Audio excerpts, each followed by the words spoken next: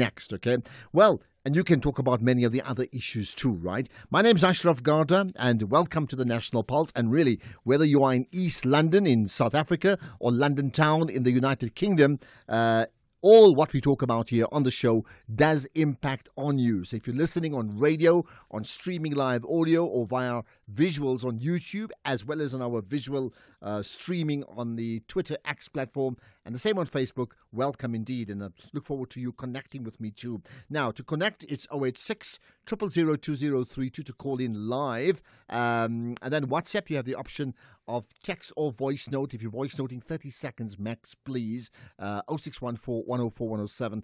And you don't have to wait. You can post comments right away on the two issues I already mentioned to you, and a whole lot more. Just use the hashtag The National Pulse when you are tweeting on the X platform. Tag SAFM Radio and do tag me. Now, if you're talking about developments moving at a breathtaking pace, what about the national dialogue? So that was promised. Then it was mentioned, it was imminent, and it's still there. And then there's been talk for confirmed, unconfirmed, of a 700 million rand cost of sorts.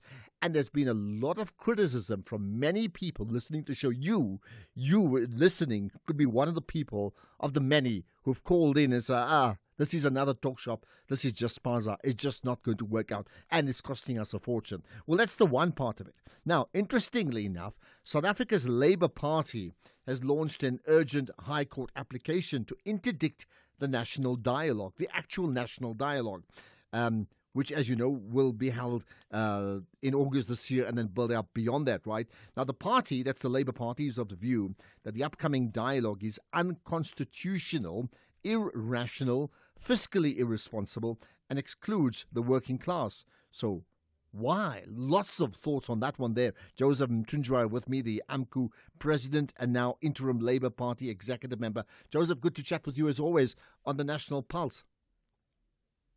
Hi, good afternoon to you and good afternoon to your listeners. Right. Thank you for the opportunity. Thank you. So interestingly, you want to interdict the entire national dialogue, and I'm looking at some of the words, reasons: unconstitutional, irrational, fiscally irresponsible, and excluding the working class. Which one do you want to start with in terms of which is the most significant of those four?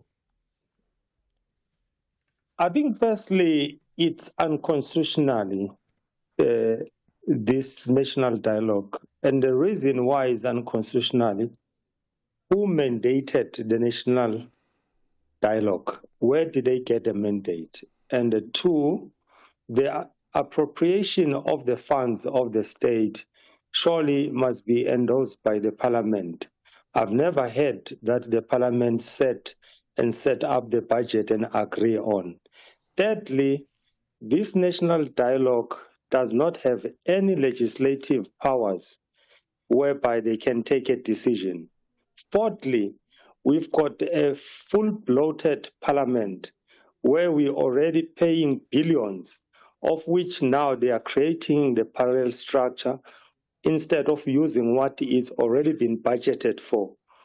And then fifthly, one can also say that the very same national dialogue, it selected eminent persons that we don't know which constituency are they representing, and then who mandated them on these matters. And going further, these monies that they are wasting, we are sitting with a high rate of unemployment, in particular the youth, which is the future of this country.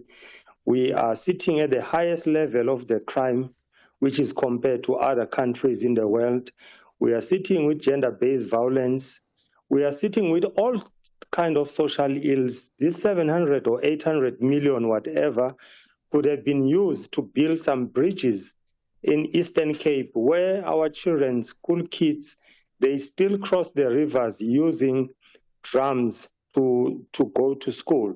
There is so many social ills in this country, and this national dialogue, it will never, ever address those issues because they don't have legislative powers. So the only thing that one sees, they want to absolve themselves for 30 years of failure and using us as a nation to rubber stamp their failures, which that we cannot afford. So let's take it one step at a time. If it doesn't have legislative powers, what is your understanding in terms of what powers does this grouping of eminent persons under the National Dialogue have? They don't have any. They've got none. The only people who've got powers, it's a parliament. All those political parties that are sitting in the parliament, they've got the fullest mandate given by all South African in the last 2024 national election. There is no other groupings or sittings that they have more power than the parliament. Okay, if you it's say, like I mean, you can look at every social challenges that we are facing in this country. The state president will come up with all these fancy commissions. Gender-based violence, there is a commission. Zondo commission, 1 billion gone, there is a commission.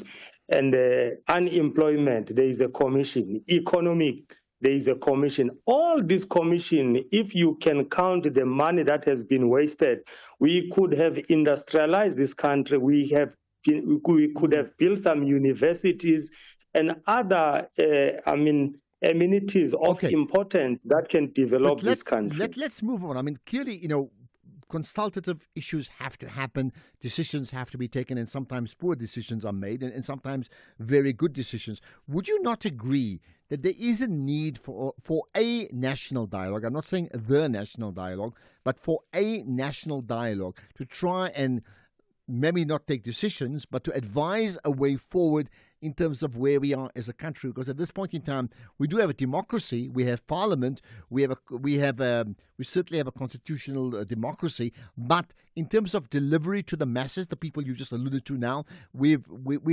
fallen far short in terms of the masses, particularly the working class, and the expectations of what 30 years odd of democracy should deliver to them. So isn't there a need for a radical rethink, and maybe this would be the first step to that? Firstly, if they considered us as an important stakeholders as a nation, before they formed their GNU, they should have consulted us. So because we never voted for the GNU, they should have formed their coalition, but when it comes to GNU, Government of National Unity, maybe they should have called that, this national dialogue. But furthermore, we don't need any dialogue in South Africa. The parliament has got vested powers.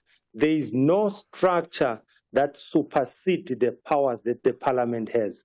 If they felt strong about what is happening in South Africa and they are running out of ideas of running this country, the only thing that they can do, let them give us a referendum and then take them out of the power and elect people who are capable, who want to progress this country. This is a clear sign and indication that it is a failed state. We don't have any leadership whatsoever. There is no faith that we have.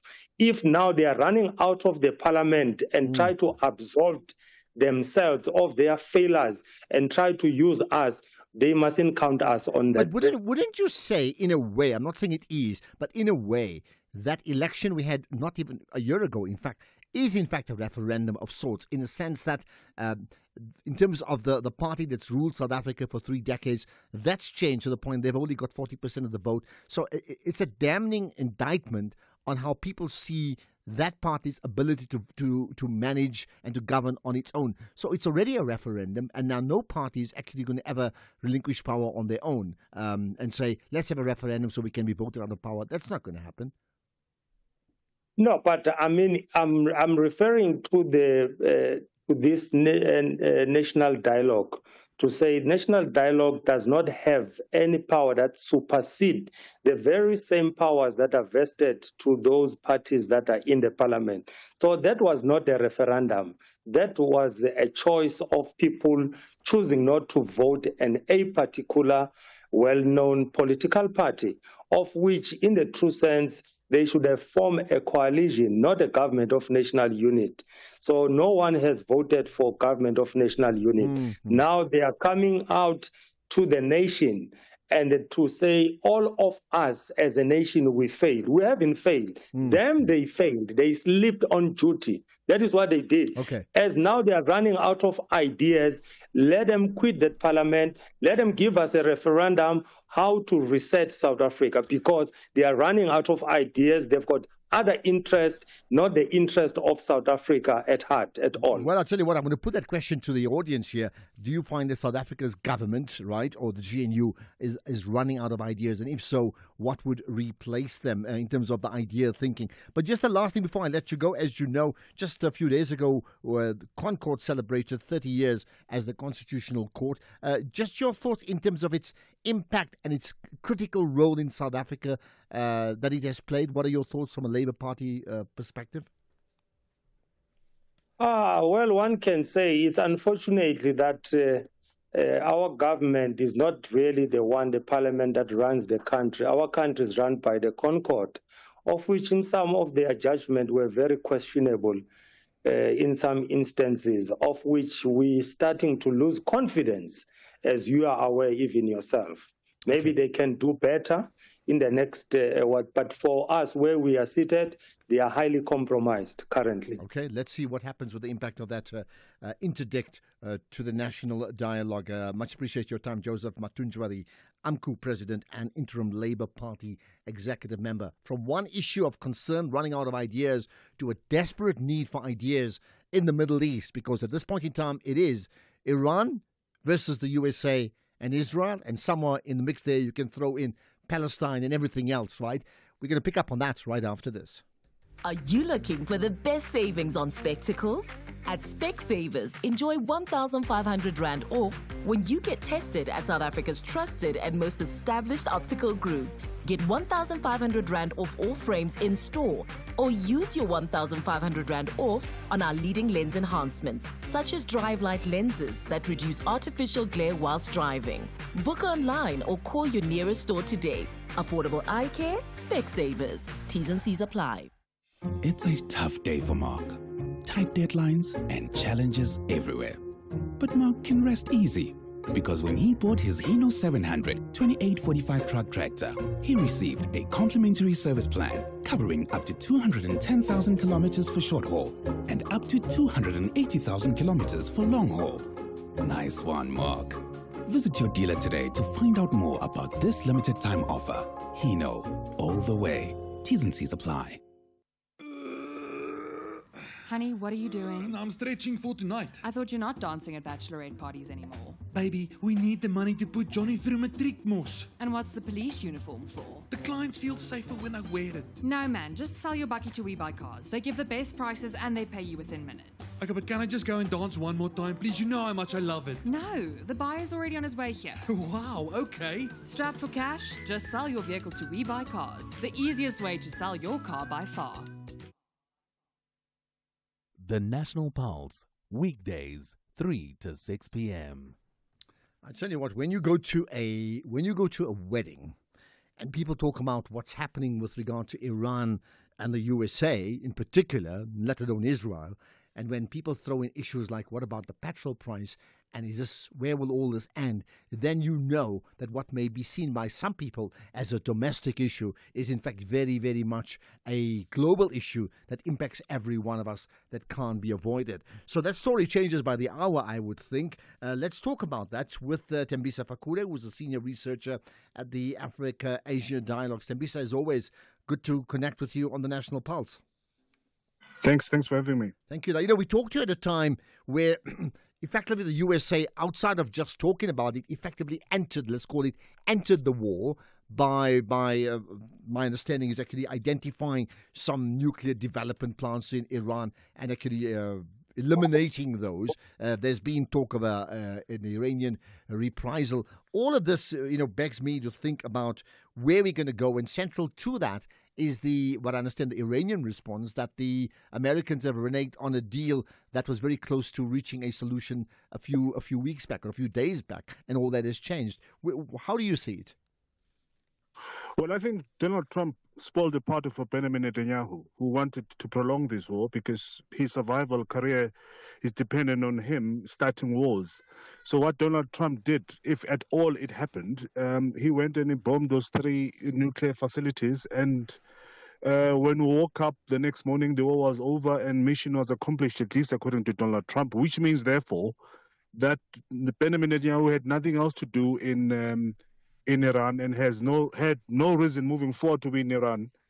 But we see him wanting to stay in Iran. So this is my view. I think Donald Trump actually saved us for a protracted war by entering this and did what he did. 1. 2 is also he took the limelight away from Netanyahu, who really wanted to be him, who stopped Iran and hoping that by doing so he would have gained some sort of popularity back in Israel, because this is a very popular war in Israel. But Donald Trump came in and spoiled all of that. So when you say Trump spoiled all of that, I mean, what would be his intention, keeping in mind, what certainly appears to be a very cozy relationship with Israel and Benjamin Netanyahu anyway? Well, his intention is to further isolate Benjamin Netanyahu.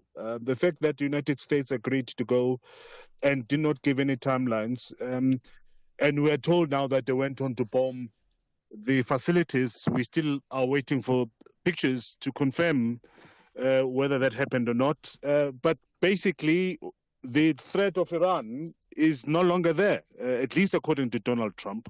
So we can all move on now to start negotiations. Iran, of course, has promised to retaliate and close the Strait of Hormuz, but I don't see them doing that. And also it puts Israel, particularly Benjamin Netanyahu, on a back foot to stop this war. So when the negotiation starts, there is no more reason for Benjamin Netanyahu to continue beating the war drums and wanting to go into Tehran or Iran, because the Americans have basically concluded his intended mission that he's been telling us about for the past 20 years. Okay, because interesting, you use the words or the phrase "saved us from a protracted war." Rather, that suggests that almost that the world has to tell Donald Trump thank you. Yeah.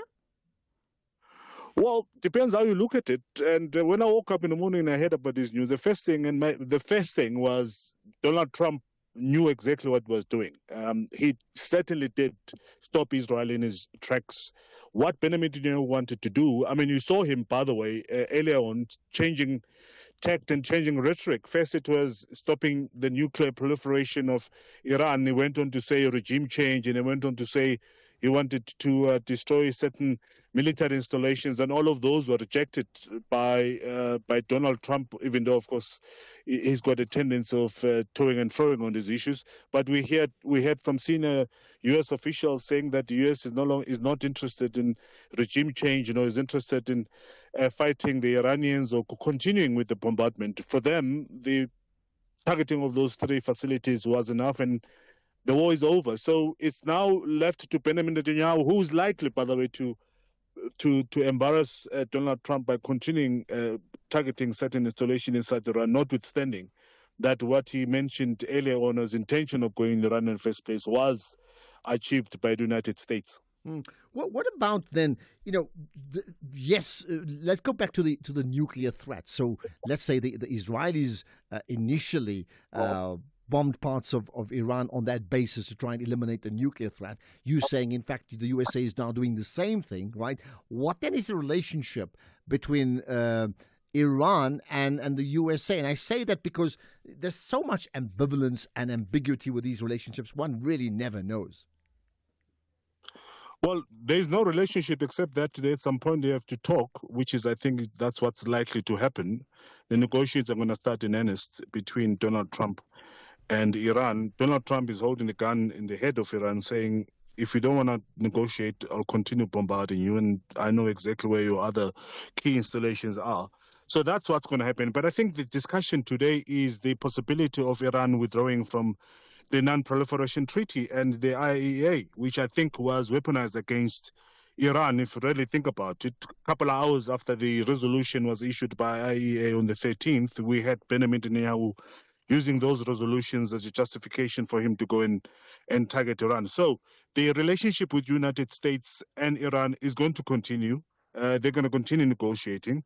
And I think we are likely to have Iran and the US reaching the deal. We know that there's hyped up rhetoric at the moment between the US and Iran vowing to retaliate, but I don't see Iran really retaliating against the United States, because if they do retaliate, United States has said it very, if Iran does retaliate, the only way it can retaliate is to attack American installations. And where are the American installations in the region?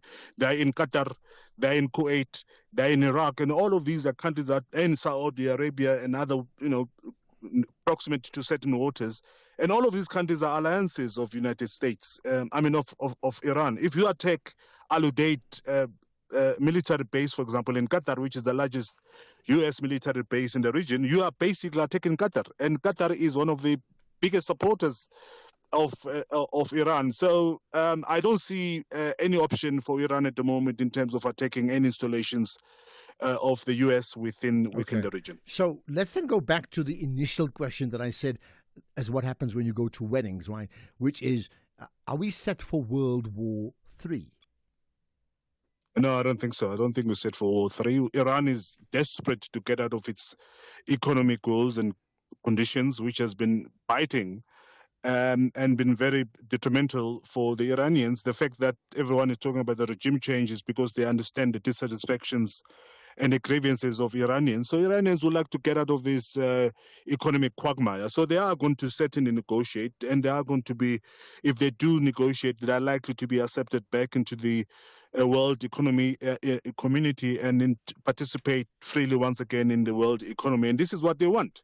And the war is almost over. There's no reason for anyone at the moment in the Middle East, particularly the two, US and Israel, to continue targeting Iran, because the threat has been eliminated. Okay. Now, what's in there for Iran except just to continue with the unnecessary war? Okay, here's the last question. It's all related one to another. So what then of the future of Israel when Benjamin Netanyahu finds that maybe perhaps Trump is not really his ally? What then of the future of Palestine? Well, I think everyone has started talking about the two things and separating two issues. One is Benjamin Netanyahu, the other one is Israel. United States has been, Joe Biden said or used to say that they've got an ironclad relationship. But I think you're going to see Benjamin Netanyahu isolated more and more, because he's now the one who's going to be left with this hot potato. And we've seen it happening with Trump negotiating with Ahmed al-Shara of Syria and shaking his hand in Riyadh. Trump going on to negotiate with Iran without the knowledge of Benjamin Netanyahu. Trump going to negotiate with the Houthis in Yemen, if you remember, and the Houthis came out to say they're not going to bomb the American ship anymore in the Red Sea, and Trump going on to negotiate with Hamas to release one of the American captives. So he has been isolating Benjamin Netanyahu, and I've argued that there's no relationship left between Benjamin Netanyahu and Donald Trump. The fact that he went on the day before to bomb these installations without Benjamin Netanyahu's, even though, of course, they were calling for assistance, but that tells you that Benjamin Netanyahu is isolated.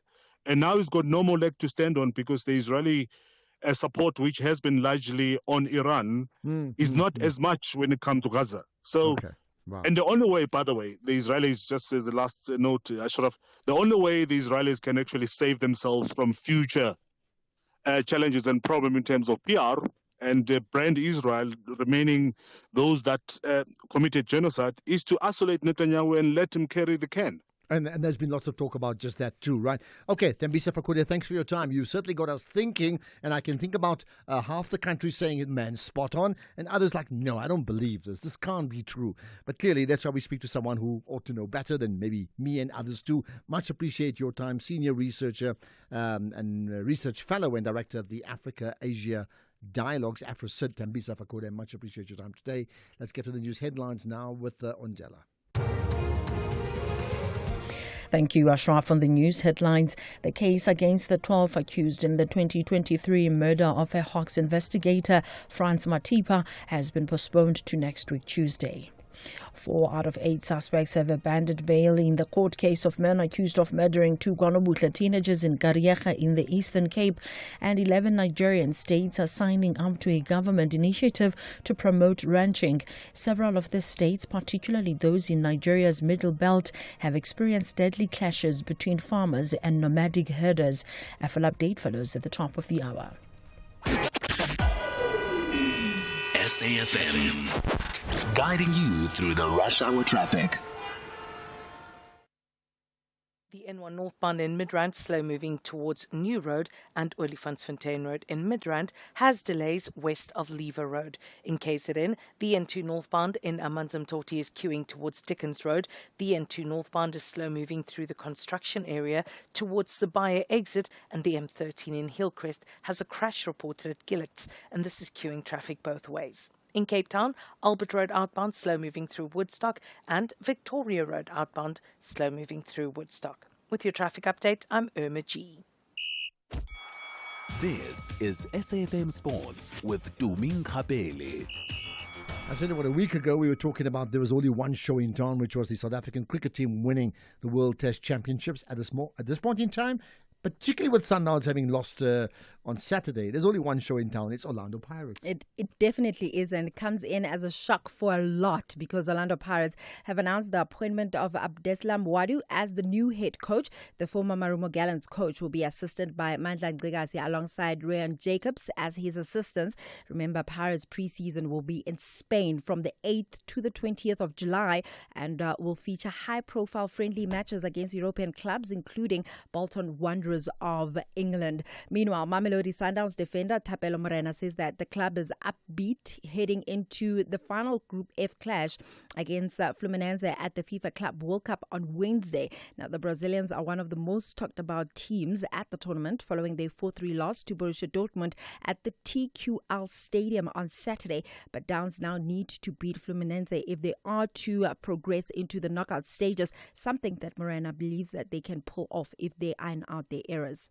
I think we're gonna give our all like we gave today and try and convert the chances that we create. I think some of us players we watch the games, and to be honest, we go each game as it comes, and now the focus is changing to them because the focus was on Dortmund. So from today onwards, we just review our game and fix what we have to fix for the next game. Elsewhere, the Premier League has written to Chelsea to seek clarification over the club's position with ticket resellers. This is amid controversy over Todd Bowley's involvement in Vivid Seats. Bowley is both a director and investor in Vivid, described as an unauthorized ticket seller by the league, and also owns a 13% stake in Chelsea. Now, the website lists Chelsea matches on its platform, with some tickets last season at Stamford Bridge going for as much as £20,000. It's not allowed to operate in the United Kingdom, although it's permissible overseas. In netball, Spar Proteas head coach Jenny van Dijk says that she supports World Netball's new event strategic plan. This is after the world governing body announced that the World Cup will be held every 2 years and that they will also be launching the Men's Netball World Cup. Now, Van Dijk says that this is a step closer to netball becoming an official Olympic sport. Firstly, I think it's a great decision by World Netball to include the males and introduce them into the World Cup. I think that's a step in the right direction. Yes, definitely for a consideration in the Olympic Games as well, because that will make us a well-represented sport. And just because I think, the males deserve to have a World Cup to look forward to work towards. Meanwhile, in marathon news, having already secured qualification for the World Senior Championships in Tokyo in the marathon, Glenn Rose Xaba is now exploring every opportunity to qualify for the 10,000 meter on the track. The 30-year-old hopes to make her track debut at the global showpiece, but will fall back on the 42-kilometer marathon if she doesn't make the cut. Then finally, in basketball, Gilgeous Alexandra closed off a dominant season as he led the Oklahoma City Thunder to the NBA championship. This is after beating the Indiana Pacers in Game 7 of the playoff finals. The Canadians scored 29 points and had 12 assists in their 103-91 success over the Indiana Pacers in Oklahoma to clinch the series 4-3. This is the first time since 2016 that the finals had gone to deciding 7th game, and he was named the NBA Finals Most Valuable Player to add to his NBA regular season MVP award and scoring titles. Just the fourth player and the first since Shaquille O'Neal to achieve the rare treble in one season. Just to round things up, my MVP for this past weekend, it has to be the whole Mamelodi Sundowns team. I mean, just watching Ashraf, that game against Borussia Dortmund, they were able to hold their own. And you could see that they don't fear, or they didn't fear Dortmund. And now they are the talk of town in America. I saw a lot of videos of Americans wearing Mamelodi Sundowns jerseys, saying that now there are Sundowns fans and they can't wait for Wednesday's game. So the MVPs, although they lost the game, I know what happened, but they lost the game. Even though they lost, they literally showed that their fight is there. Okay. But now they have to win on Wednesday. They really have to win. Otherwise, this entire story about Sundowns T-shirts will be forgotten, because that's the nature of tournament football. I don't think they'll be forgotten. I think their performance there at the Club World Cup really showed that there's something to look at when it comes to African football, specifically looking at the PSL as a whole. I get that, but I'm also saying that the nature in this tournament, I mean, moves to last 16, last 8. So if you, and I'm not saying they must not qualify, I want them to qualify. Of course. But if they don't, it doesn't matter how romantically beautiful they played in those first two games. It'll just be forgotten. I guess. I want to emphasize the point. They must win on Wednesday. They do. They do have to win, or else they're out of the competition. And for me, they MVPs despite their loss, because, you know, sometimes when as a team you lose knowing that you gave your best on the field, that deserves praise. Okay, I'll have more on other sports in the next hour.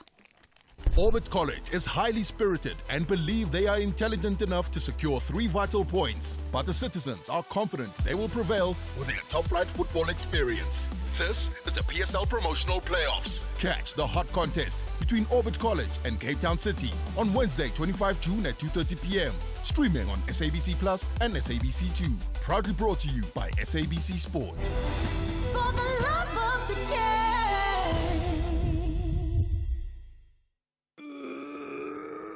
Honey, what are you doing? I'm stretching for tonight. I thought you're not dancing at bachelorette parties anymore. Baby, we need the money to put Johnny through matric, mos. And what's the police uniform for? The clients feel safer when I wear it. No, man, just sell your bucky to We Buy Cars. They give the best prices and they pay you within minutes. Okay, but can I just go and dance one more time, please? You know how much I love it. No, the buyer's already on his way here. Wow, okay. Strapped for cash? Just sell your vehicle to We Buy Cars. The easiest way to sell your car by far. No, I have no doubt you're going to have an opinion on Mamelodi Sundowns and the MVP of Tumi. I have no doubt you're going to have an opinion on the new Orlando Pirates coach. I have no doubt you should have an opinion on Thembisa Fakuda's analysis of what's going on between the USA and Iran and Israel. And I have no doubt you'd have a comment about the national dialogue as per Joseph Mtunja. Why would you not have that? So in all circumstances, give us a shout out. You can call in 086 0002032. We'll take your calls imminently so. WhatsApp, text, voice note 0614 104 107, and then tweet using that hashtag, the National Pulse, right? In the meantime, here's some breaking news you might have missed. Gordon, a 44-year-old man, switched to OUTsurance and now saves an unbelievable, listen to this one, 2,794 rands a month on his 2019 Ford Everest 2-litre automatic. OUTsurance clients always get something out. Get a quote today and see how much OUTsurance could save you on your car insurance. Call, here's the number, 08600 60000, or visit outsurance.coza. You always get something out. Licensed insurer and FSP, T's and C's, and information online. Ashraf Garda is streaming live now on Facebook, YouTube, and X at SAFM Radio. Okay, we should be connecting to a representative around the issue of World Refugee Day, which, took place last week. In fact, before we get to that, of course, I want to hear what you have to say. So let's get to the dialogue first up. Hi, Ashraf. Errol from Durban, yeah. Oh, great to have you on the program again. Listen, this dialogue, once it is finished, wouldn't it be able to give the Government of National Unity or Parliament new or fresh ideas how to govern the country, how to increase the economy, or how to decrease unemployment. Surely they would be able to come up with something that the government and the government and the Parliament have never thought of. Errol Durban. Well, Errol, yes. I mean, thanks for the compliment. Much appreciated. Back on a Monday. I mean, in principle, yes, they should be giving fresh ideas. But what we're not clear about is how much of it is just ideas with clear recommendations that national unity must listen to, or they simply just ideas that you brainstorm. And if you don't listen to that, then what, right? Here's another. Right. Let me get to what I can do. In the meantime, we're just trying to connect with some of the WhatsApps. Let's see if I can play them right away. Okay, let me just get some voice notes in the meantime. Here's another. Your callers, Ashraf, rejected this so-called national dialogue outrightly. So your guest, who is also opposed to that, he's got facts. South Africa with Ramaphosa is a big failed state. They know what the nation wants. They know what they should do to the nation, deliver, and so on. So nonsense with the so-called national dialogue. Thanks, Willie and Kuma. Not impressed with the national dialogue. You say nonsense with the national dialogue. Right, let's get another. We go to Parktown North now. Vuyiswa, you always have lots to say. Go for it. Tell us. Hi, Vuyiswa. Yes, hi, Ashraf, how are you? I'm good indeed, right? What's your point? Let's hear it. Good, thanks. Yeah, you know these Western powers, whatever they call themselves, they really need to sit down and reflect, because this thing of them creating wars and coming back and becoming, you know, they are the club. They play football. They are the referees. They want to come up with solutions after they've damaged so much, you know. For me, it's like it's all about power. It's all about trying to control the world in their way. So, but I mean, it is about power. I mean, that's almost not news at all. That's the reality. The question is what happens next. Donald Trump has been telling us that he's not going to be part and parcel of the war. All of a sudden, he goes in there. Of course, I know you cannot actually trust him, but he goes in there and make a serious damage. Is it not criminality? Because does the international law? Of course, I know that there are some who say it doesn't apply to them. But why should the whole world be subjected to a law that they don't respect? And they want to come and dictate on other countries on the law that they don't respect, and that the law doesn't allow. Well, I mean, that we've heard before, but I mean, I thought Tembisa Fakuli's analysis was very interesting. I'm not saying he's right. I thought it was very, very interesting indeed. So, Vuyiswa, thank you for that. And by the way, you can listen in to that podcast. Listen again. If you heard it once, listen again. Podcast is available. We'll get Fusani to tweet it out imminently so, but otherwise go to our website, safm.co.za. You will find that podcast as well. Right, let's talk about I think a key issue in the light of what we've just spoken about, because the fallout of countries disconnecting is refugees, right? So let's talk about the main message of World Refugee Day right after this. The National Pulse, weekdays 3 to 6 p.m. Okay, so you may be aware that last week, Friday, in fact, we had World Refugee Day, right? And on that day, the UN Refugee Agency, that's the UNHRC, launched a new report highlighting how countries across Southern Africa are reshaping the way displacement is addressed. It's such an interesting point. It also shows how national governments, communities and partners across the region are responding in very, very new ways. So let's find out what they really are, right? With Jan de Bisschop.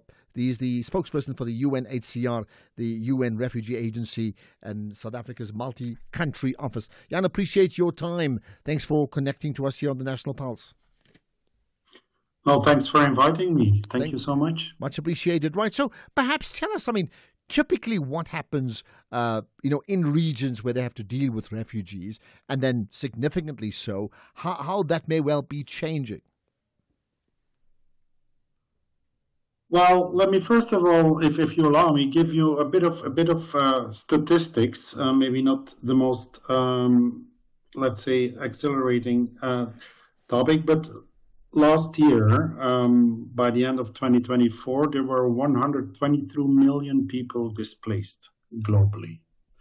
As UNHCR, the refugee agency, we had to deal with 34 crises globally.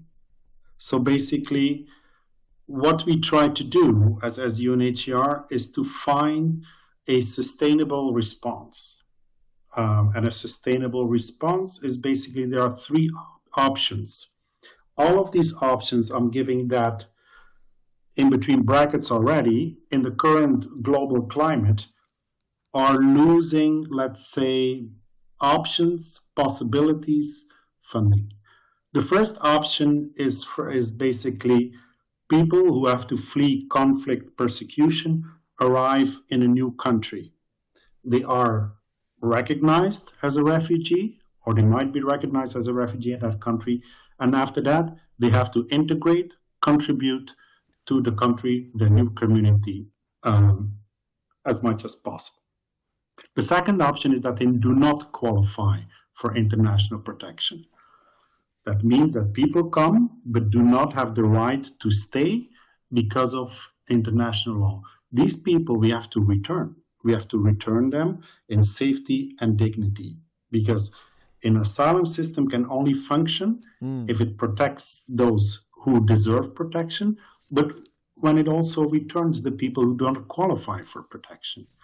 And then there's a third option. The third option is that people who do flee their country, but for one reason or another cannot integrate in their new country, and they are resettled to a third country. Yes. All right. So those are the three options. So in terms of those options, I mean, what's your, of course, we have an interest in Southern Africa, and of course, specifically in South Africa. What's your thoughts in terms of how those options are playing out in these countries, in this region? Well, I think if let's say if we look at, let me try to make it very concrete also.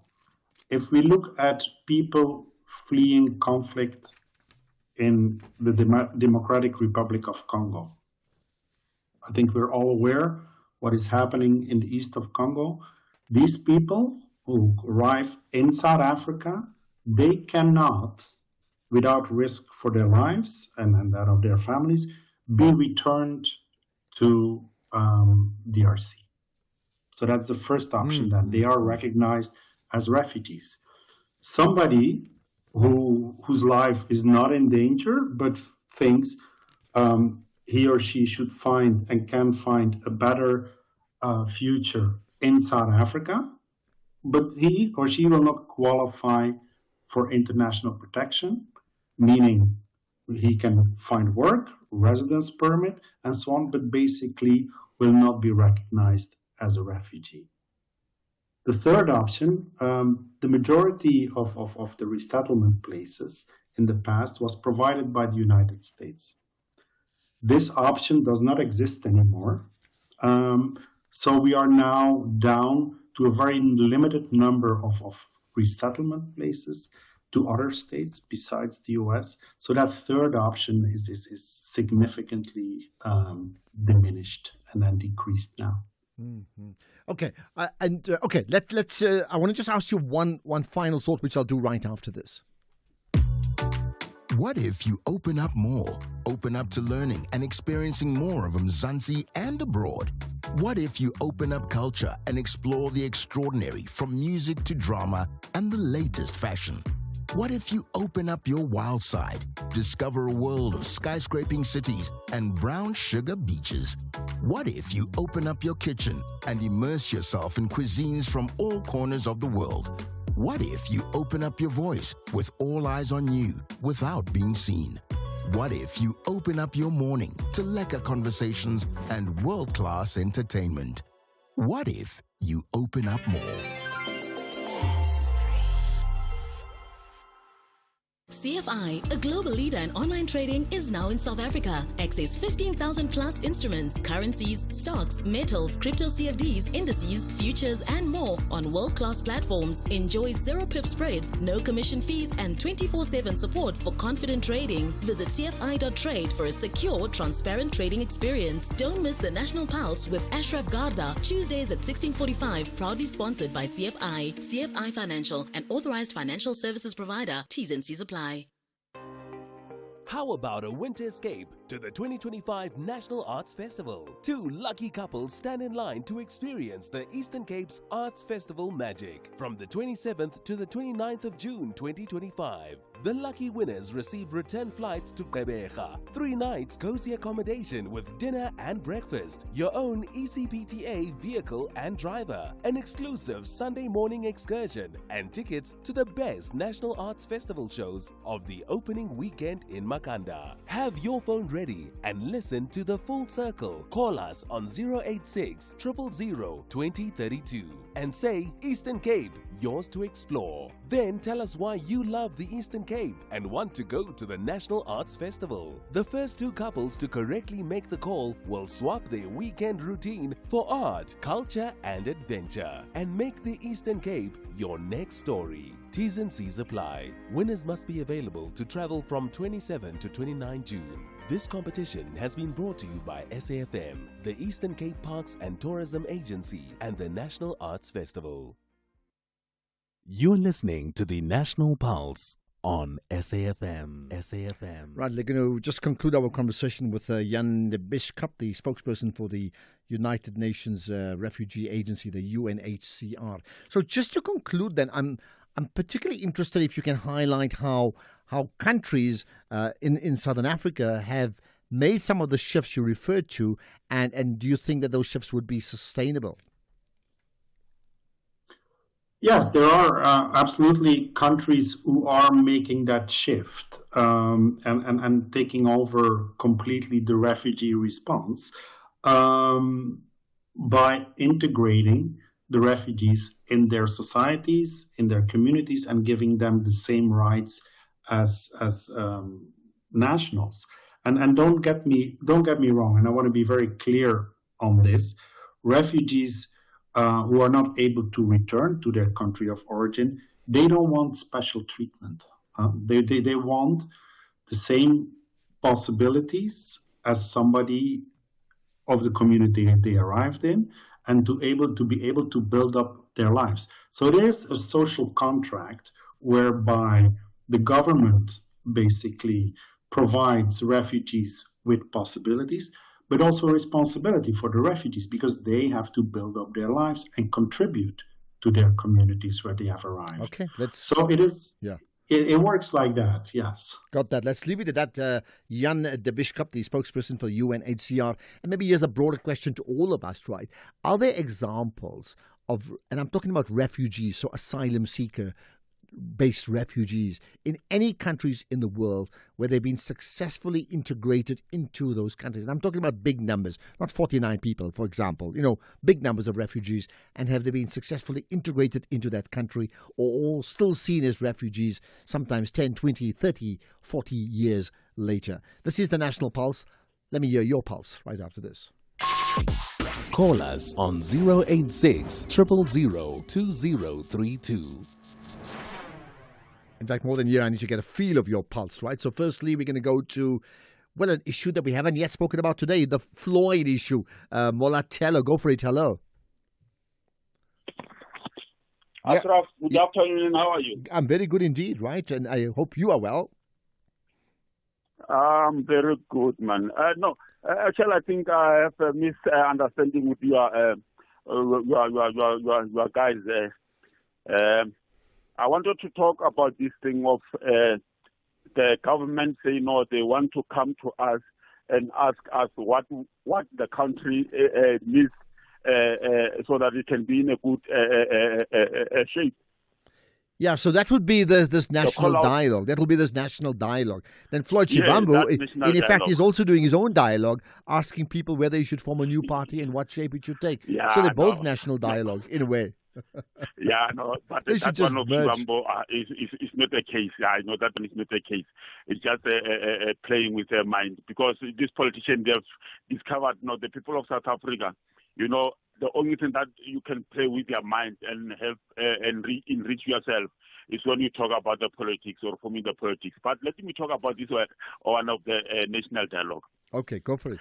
Because you see, Ashraf, it really is very painful. Actually, it's shocking. But it shows that, the government has no plan at all. Because you see, when they go to the election, they come to us. They ask us what we need. We told them what we need. We need not less than 5 things basic that the country needs: unemployment, service delivery, corruption, and maladministration. Okay, I'm going to push you because time is not with us. Basically, you're saying that according to you, government does not have a plan. Is it not a case that this national dialogue is an example of how they want to get a plan? Think about that, Mola Cello. Thank you for that. I need to move on. Alfred in Mpumalanga. Hello, Alfred. Ashraf, how is it? I'm very good indeed, right? What's your point? No. I want to talk on the war of Israel or U.S. Okay, go for it. Ashraf, these people, they once referred to Palestinians as human animals. But then, according to how I look things, human animals are them. Because you can't have people within the 20 months, period of 20 months, attacking 5 countries. Yet they want to come to us and tell us that themselves they are clean. They are just speaking nonsense. There's nothing clean about Israel and the U.S. Moreover, when they started to attack Iran, on the pretext that Iran is having the weapons of mass destruction, as they did with Iraq, you see, I don't know how these people are they thinking. And at the end of the day, want to blame Adolf Hitler on what he did in the past. Because he did those things, Adolf Hitler, realizing the attitude of these people. Yeah, but they raise different issues. You see what I'm saying? You can't talk about Iraq and the weapons of mass destruction they didn't find.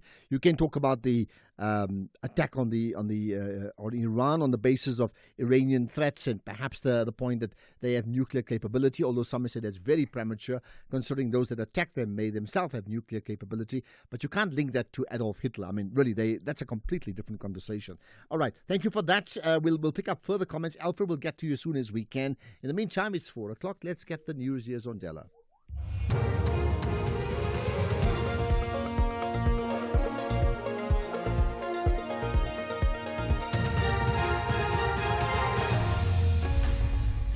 Thank you, Ashraf. Top stories at 4. Case adjourned in Hawks officer murder, and KZN faces financial headwinds. For SAFM News, I am Ondelambana, and a very good afternoon. The case against the 12 accused in the 2023 murder of a Hawks investigator, Frans Matipa, has been postponed to next week, Tuesday. A retired Army general is among the accused who have briefly appeared at the Randburg Magistrate Court. 2 suspects were arrested on Sunday at the OR Tambo International Airport and in Centurion, while 10 others handed themselves over to police. They are linked to the murder of Matipa in August 2023. He was investigating the abduction of alleged ISIS leader Abdullah Abadiga from the Mall of Africa in Midrand in December 2022.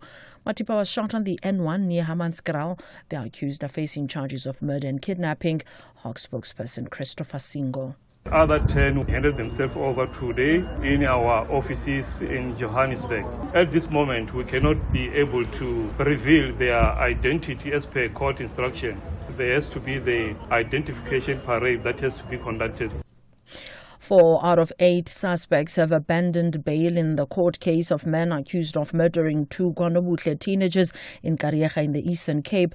The 4 made a brief appearance at the Kariega Magistrates Court today. The suspects were apprehended following the discovery of 2 burnt bodies in a nearby bush. The case has been postponed to the 30th of next month. The family says it is still coming to terms with the incident. The aunt to one of the deceased, Thandiswa Nkomo, says the perpetrators were known to the victims. KwaZulu-Natal Premier Thami Ntuli has described the huge budget deficit his administration inherited as one of the biggest challenges facing the government of provincial unity. Ntuli spoke to SABC News about the multi-party government's past year in office. The start of 2025 saw a shortage of medicines at some government hospitals, and this month the June exams had to be rescheduled because some no-fee schools did not have the money to administer them. Ntuli says his executive council is now looking at reallocating funds to critical departments. We have agreed with the MEC for Health that we'll be calling the CEOs of the hospitals so that what is happening down there, wherein you hear members of the public complaining, will be not a reason of negligence. As we are intervening, and I'm confident that the MEC for Finance, together with the members of the Executive Council, have taken a posture which is quite very important going forward, that is going to save this government. 11 Nigerian states are signing up to a government initiative to promote ranching. Several of the states, particularly those in Nigeria's middle belt, have experienced deadly clashes between farmers and nomadic herders. The BBC's David Bamford has the details. Earlier this month, over 200 people were killed and thousands displaced in Nigeria's Benue state in what President Bola Tinubu said was a land grab by herders. It was the latest in a series of confrontations. The government wants land fenced off into farms for crops and ranches for livestock, with a ban on open grazing. Climate-induced desertification has pushed Muslim herders further south, clashing with Christian farmers over shrinking water resources. Recapping the top story, the case against the 12 accused in the 2023 murder of a Hawks investigator, Frans Matipa, has been postponed to next week, Tuesday. I'm Mondela Mbona for SAFM News Headlines at 4:30. In sports this hour, Ellis names her final 26-player squad for the Women's Africa Cup of Nations, and SA Paralympian Puseletso Mabote gunning for gold at the World Championships. More details at 4:30. SAFM, guiding you through the rush hour traffic. Good afternoon. Starting off in Gauteng, the N14 northbound in Pretoria has delays towards the R101 interchange. The N3 northbound in Bedfordview is slow moving on the link to the N12 east at Giluli's interchange. And the R21 northbound in Kempton Park has roadworks reported with traffic restrictions towards the R25 Bapsfontein Road exit. In KZN, the M4 northbound has a crash near Victoria Embankment, and the M13 in Hillcrest has a crash reported at Gillett, queuing traffic both ways. In Cape Town, the R300 northbound has a crash reported on the link to the N1 inbound. All lanes are open. The M5 northbound slow moving towards the N1 Kuburg interchange, and Main Road outbound slow moving towards the N2 highway. With your traffic update, I'm Irma G. If you think you cannot afford a lawyer, think again. Clientele Legal has made professional legal services affordable for you. Whether it's a civil, criminal, or labor-related matter, we have a nationwide panel of attorneys standing by to assist you. SMS SAFM to 32195. That's SAFM to 32195, and we'll call you back. Clientele General is a licensed non-life insurer and an authorized FSP. Standard rates and terms and conditions apply. Orbit College is highly spirited and believe they are intelligent enough to secure 3 vital points. But the citizens are confident they will prevail with their top-flight football experience. This is the PSL Promotional Playoffs. Catch the hot contest between Orbit College and Cape Town City on Wednesday, 25 June at 2:30 p.m. Streaming on SABC Plus and SABC2. Proudly brought to you by SABC Sport. For the love of the game.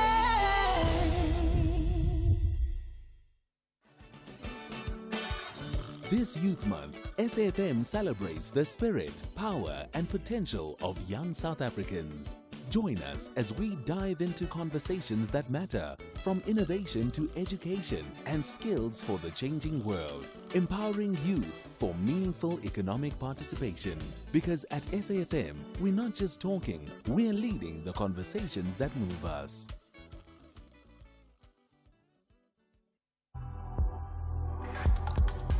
The National Pulse with Ashraf Garda on SAFM. You're listening to the National Pulse, weekdays 3 to 6 p.m. By the way, do you concur with Tembisa Fakude's analysis of that Donald Trump effectively has pulled the rug from Benjamin Netanyahu?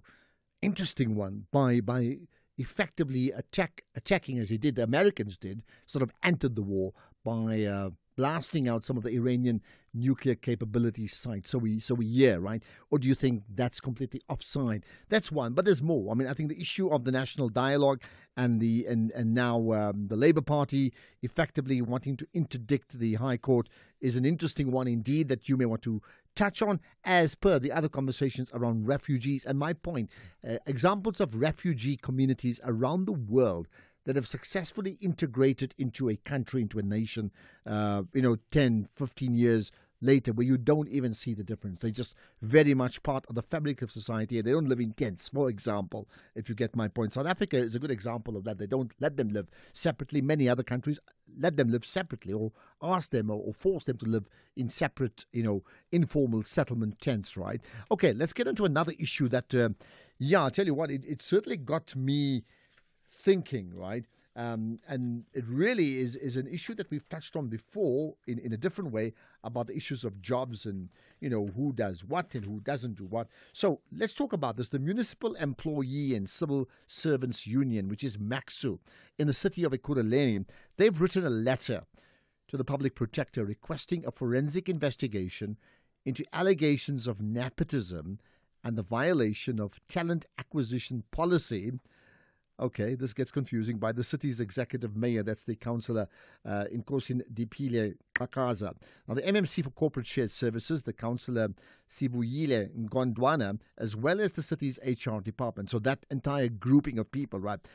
Right, where do we go with this? Let's find out with Vukile Mlungwana, the General Secretary of MACSU, the Municipal Employees and Civil Servants Union. So, accusations of, Vukile, accusations of nepotism always have to be very guarded, because I would think that you've got your facts and figures right. What's the story behind this? Good afternoon, you and your listeners at home. Thank you.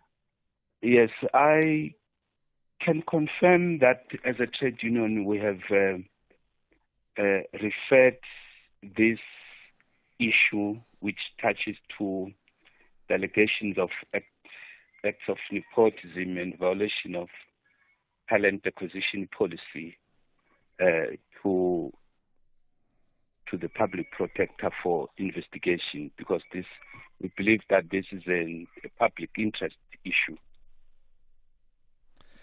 Okay, give us some more detail, because we need some beef here around this, so we fully understand it. Yes, as a trade union, we are close to these matters in municipalities in which we organize, and the city of Ekurhuleni happened to be one of the municipalities, and it has therefore come to our attention that as far back as some December 2024, politicians, in particular councillors, have been influencing the recruitment and selection processes, thereby submitting lists of people from outside Ekurhuleni region for employment without interviews. And that relates to about 194 employed in December by means of the list, and the list of 200, or most of whom coming from outside in in the Eastern Cape, in particular, Matatiele, where the executive mayor and the MMC Godwana come from. Okay, let's understand this. So you're saying, okay, it's from outside of the province of the Free State, and particularly you're saying it comes from a region where a key decision maker comes from that same region. And then what about the type of work they were employed to do? I mean, would it be like a special service that in terms of skills, or was it of a very, very general nature? It's general work type of service which is to be rendered. And we are surprised because there's nothing special about that type of work, given that there are many unemployed people in Ekurhuleni and surrounding areas who are eligible to be employed in those positions. Okay, you've written a letter. I would take it before you've written a letter, these allegations have been put to the team, the people you've just mentioned. What have they told you? We have at first referred the complaint internally in respect of 194, and there was no response. And now we've referred this issue to the internal audit for investigation, but the internal audit has come back and stated that they are not competent to investigate office bearers or allegations touching to office bearers. So that's why we then deemed it necessary to escalate the matter to public protector. Okay, how would you like this to end? I mean, I know you can't rule on a finding, but I mean, clearly there's a bottom line that you'd like to see achieved.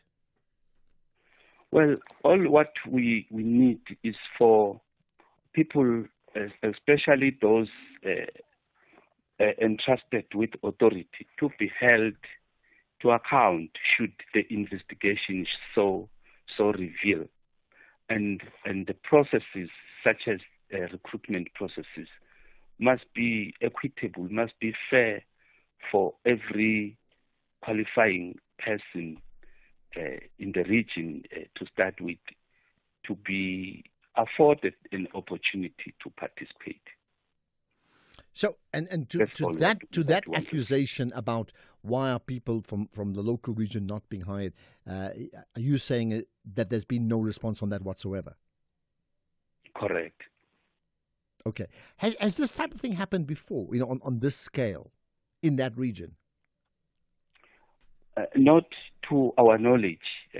We became aware of this kind of conduct with respect to recruitment dating back to December 2024.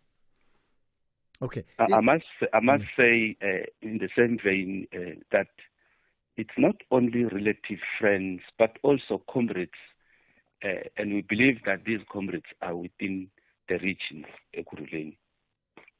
Okay, let's leave it at that. And it's certainly a developing story. I think the first part is what you've done. You've written to the public protector, and let's see what the public protector's findings may be. It could take a while.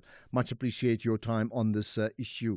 And that's Vukile Mlungwana, the General Secretary of the Municipal Employees and Civil Servants Union, MACSU. You are connected to the National Pulse, and I think it's a fair question to ask you today. Like, seriously, what moves the National Pulse today? Are you concerned about the closing of the Straits of Hormuz as one example, only because it impacts on your life? What about, are you aware of any of South Africans living in the Middle East, particularly in, say, Iran or Qatar or Bahrain, and of course in Israel and maybe all those regions, and how that may, their safety could be in question, and what are your thoughts around that in terms of anxiety? I'd love to know if you have an opinion. Well, not an opinion. If you have actually some feedback on that, I want to know. To call in, it's 086 000 2032. In the meantime, let's talk about beef, Karen beef, and foot and mouth disease after this. If you think you cannot afford a lawyer, think again. Clientele Legal has made professional legal services affordable for you. Whether it's a civil, criminal, or labor-related matter, we have a nationwide panel of attorneys standing by to assist you. SMS SAFM to 32195. That's SAFM to 32195 and we'll call you back. Clientele General is a licensed non-life insurer and an authorized FSP. Standard rates and terms and conditions apply. The reigning champions Banyana Banyana and 11 African national teams are ready to tackle each other for WAFCON 2024 to determine who are the real queens of the continent. Where Africa competes, South Africa connects. Experience the Women Africa Cup of Nations Morocco 2024 from 5 to 26 July 2025. Streaming live on SABC Plus, SABC 1 and SABC 2. Also available on SABC Sport on DTT Channel 4 and SABC radio stations. Proudly brought to you by SABC Sport. For the love of the game. You're listening to the National Pulse on SAFM. SAFM. Okay, so we spoke about foot and mouth, and I tell you what, when you hear that there are, and I've certainly heard this, some schools, for example, where the children have been put off for a few days, maybe even longer, because of this foot and mouth outbreak in the Gauteng region in particular. It's certainly an issue we need to find out about. So today, the Gauteng MEC for Agriculture and Rural Development, that's Vuyiswa Ramokgopa, joined the Minister of Agriculture, John Steenhuisen, for an oversight visit to the Karen Beef feed lot that's in Heidelberg in the Gauteng region, right, of Gauteng province. Now, the visit follows the confirmation of a foot and mouth disease outbreak at the facility a few weeks ago, in fact, in this month, right? Okay, let's get the status of foot and mouth in South Africa and the implications thereof with the Gauteng MEC for Agriculture and Rural Development, Vuyiswa Ramokgopa. MEC, appreciate your time here on the National Pulse. Good day, Ashraf, and to all your listeners. Thank you for having me. Thank you. Give me a sense of the scale of the problem here.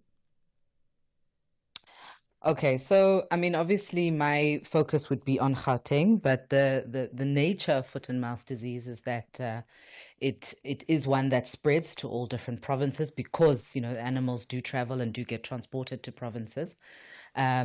We would say the highest concentration currently of outbreak is in the northern KZN area. There have also been incidents reported in the Eastern Cape, and obviously Gauteng, which is what one would call the kind of epicenter, or where all the animals end up. And now that becomes a problem because, when animals are being traded and sold, a lot of them do travel into Gauteng for processing. They come to the different abattoirs. They also come to be sold in Gauteng. And again, in Gauteng, we are seeing the prevalence of foot and mouth disease in quite specific nodes. The nature of this is that you deal with, you've got large commercial farmers, you've also got your small scale and communal farmers. We first picked up on it in the Ekurhuleni region, but there have been isolated incidents as well in the Midvaal area. We were in Heidelberg, as you've correctly said today, and that's a facility owned by a large player, Karen Beef, where they actually have very stringent biosecurity measures. But again, the nature of this particular FMD outbreak is that it is a respiratory disease, and therefore, particles of the disease can spread from animal to animal simply through the air, and so it's quite difficult to manage it, on that level, and we have to ensure that people are adhering to biosecurity standards and that they are most importantly vaccinating animals. Let's talk about the level of vaccination. Can you tell me more about that?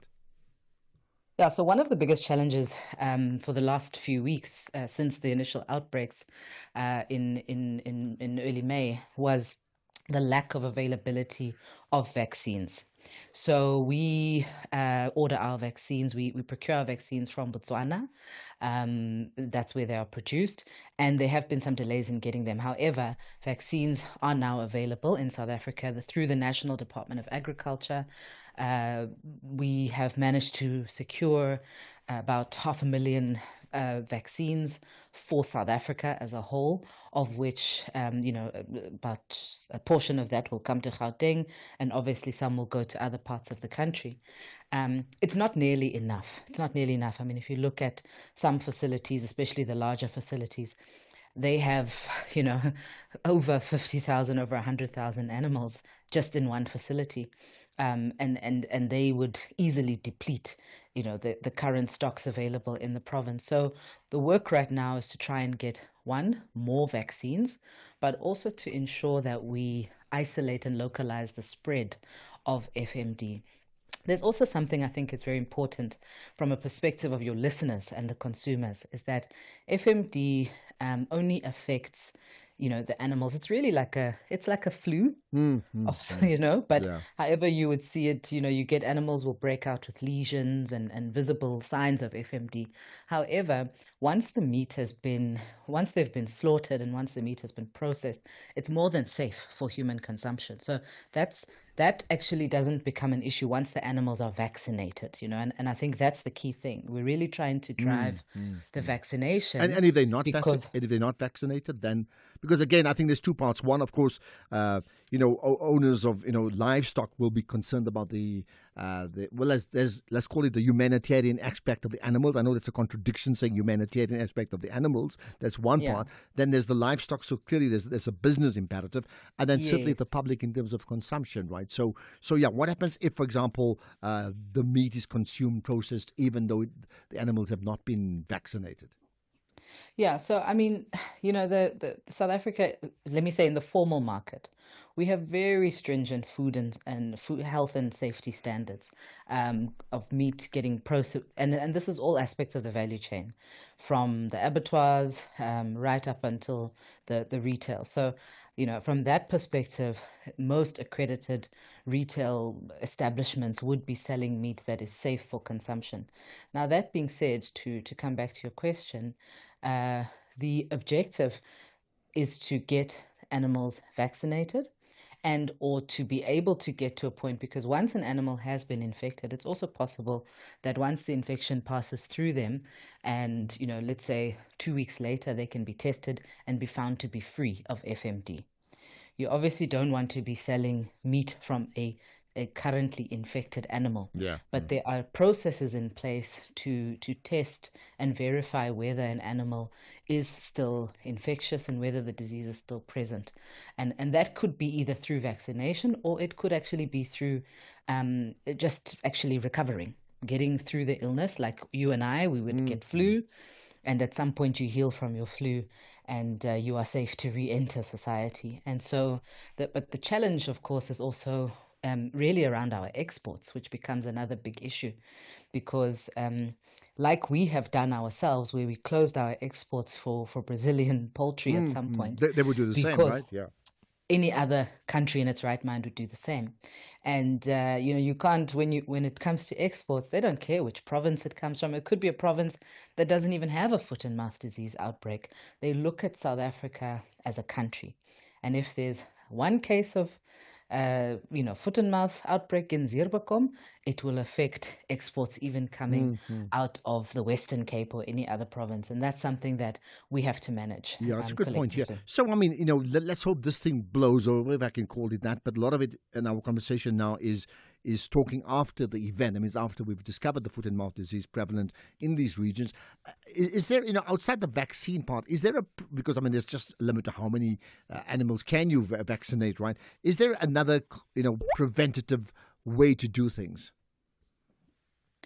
Well, there is, but really, there's no escaping the vaccine or the vaccination element of it. And let me say this, meat goes through, or rather livestock, the value chain of livestock has a number of different elements to it. So, the point is you need to manage that process end to end. And so there are ways, like you're saying, that are perhaps vaccination related. Now, what does that mean? That means, for example, ensuring that animals are correctly identifiable, tagged correctly, are not going into other people's kraals, that there's minimal movement of animals across provinces that's not monitored or measured.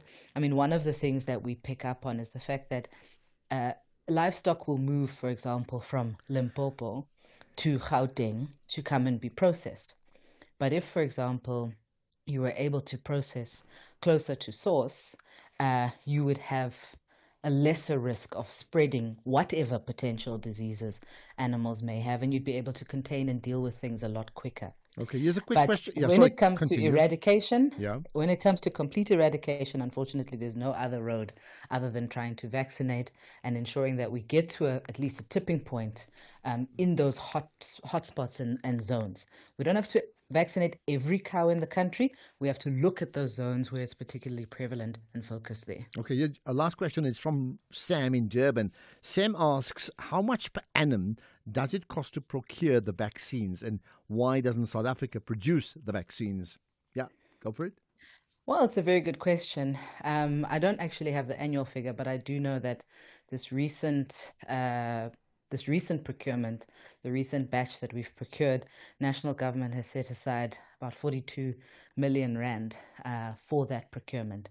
And indeed, it is alarming and concerning that we are not at a place where we can, manufacture our own. And it's something that is being worked on through the Agricultural Research Council, ARC, which is effectively, responsible for research and development.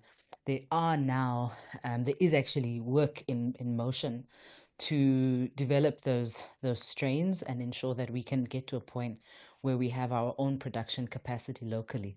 It's a focus area for the National Department and something that we are looking at. Unfortunately, like many institutions that we experience, we have over the years lost a lot of capacity in that institution, and it's something that I know the national government is very focused on and looking to rebuild not only production capacity, research capacity, and also development of our own IP. And good point. If you want to build this competent nation, we have to build the capabilities across the board. Well, Gauteng MEC Vuyiswa Ramakgopa, appreciate your time. MEC for Agriculture and Rural Development. And a busy day for you in Heidelberg. All around central to that is foot and mouth, right? Thank you for your time. Much appreciated, right? I'll get you further comments from you right after this. Let's have the conversation. WhatsApp voice notes on 0614 104 107.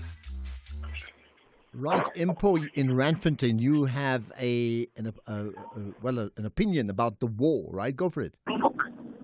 No, thank you very much. How are you, sir? I'm good indeed. And how are you, and what's your comment?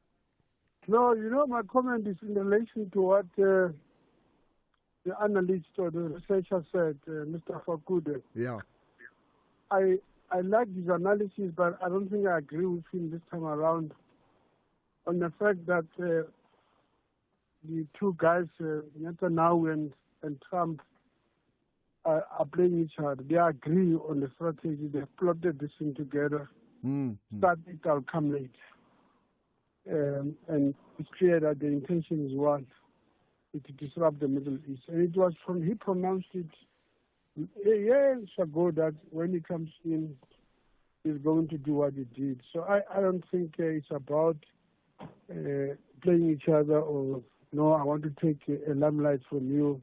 No, it's not about. Well, I welcome further comments on that. Thanks for that, Impo. It's an interesting one. I'm not sure that I don't have a reason to believe 100% in whether Thembusa Fakude is right or, in fact, is incorrect. But it's an interesting one to say that Trump has effectively attacked those nuclear plants in Iran, effectively to take the limelight away or to pull the rug from under the feet of the Israeli leader, and as a result of that, they'll have nothing more to fight for with regard to Iran. How fascinating is that? I wonder. You have another take on that story? You tell me. 4:30, here's the news headlines with Ondela.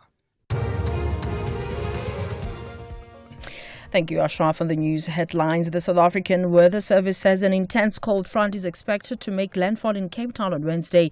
Minister of Employment and Labour Namakosazana Mathers visited one of the centres where flood victims are placed in Mthatha in the Eastern Cape to ensure the unemployed are registered. And the head of the UN Atomic Energy Watchdog says the US bombing of Iran's underground uranium enrichment facilities probably caused very significant damage. A full update follows at the top of the hour. SAFM, guiding you through the rush hour traffic. Good afternoon. Starting off in Gauteng, the M1 southbound in central Johannesburg, slow moving towards Crown Interchange. The M1 northbound in Sandton has a crash before Grayston Drive, and the N3 northbound in Bedfordview, slow moving on the link to the N12 East at Gilulis Interchange. In KZN, the N3 westbound queuing towards Cliffdale, Chris Hani Road northbound, slow moving at Ronaldo Road, and on the M13 in Hillcrest, a crash reported at Gillets, causing heavy traffic both ways. In Cape Town, the N2 outbound has a stationary vehicle reported. That's before the N7 Jakes Hadville Drive. The M3 southbound is slow moving towards Rhodes Drive, and the N1 outbound slow moving towards Okavango Road exit. With your traffic update, I'm Irma G. This is SAFM Sports with Tuming Kapele. Right, Tumi, so we spoke about Mamelodi Sundowns earlier on. We now move on to the national team, or the national women's team, right? Yes, Banyana coach Desiree Ellis has named her final squad for the Women's Africa Cup of Nations in Morocco next month. 8 players in the team were part of the 2022 side that won the tournament, with Thembi Kgatlana a notable absentee as she is unavailable due to personal reasons. There's some youthful injection with the likes of 17-year-old pair from JBW, Casey Gordon and Bonolo Mokoma as the youngest in the team, while Refilwe Jane returns to the side and will captain alongside Amkhela Motau and Lebogang Ramalepe. Meanwhile, FIFA and SAFA referee Akona Makalime says that maintaining high officiating standards will be crucial in her bid for selection for a World Cup. Makalima, who officiated at the 2023 FIFA Women's World Cup, is the only South African match official selected for the upcoming Women's Africa Cup of Nations, and in preparation, she has enlisted the help of a personal trainer for the first time in her career, showing her commitment to peak performance on the continental stage. Because I don't want to be there, I want to compete. So if you want to be at the highest, you definitely have to invest in yourself. Yeah, the standard is too high. And if you want to go to compete at a FIFA level, you have to have people, you have to have a team behind you. It's all about how much you want. It's all about how. Something that we've learned from previous competitions? It's something that other ladies, yes, you will listen to other ladies. Somebody would say, I have a dietitian that stays with me. Somebody would say, no, I'm paying a personal trainer. To be honest, I was not personal. I never paid a personal trainer. I started this year paying a personal trainer. They say, okay, every day I need to have someone that is going to work with me. Elsewhere, Crystal Palace part owner John Textor has signed an agreement to sell his stake in the club to New York Jets owner Woody Johnson. The deal, believed to be worth around £190 million, which is around 4.6 billion rand, is subject to Premier League approval, and it remains to be seen whether the deal boosts Palace's fight to be cleared to play in European football next season.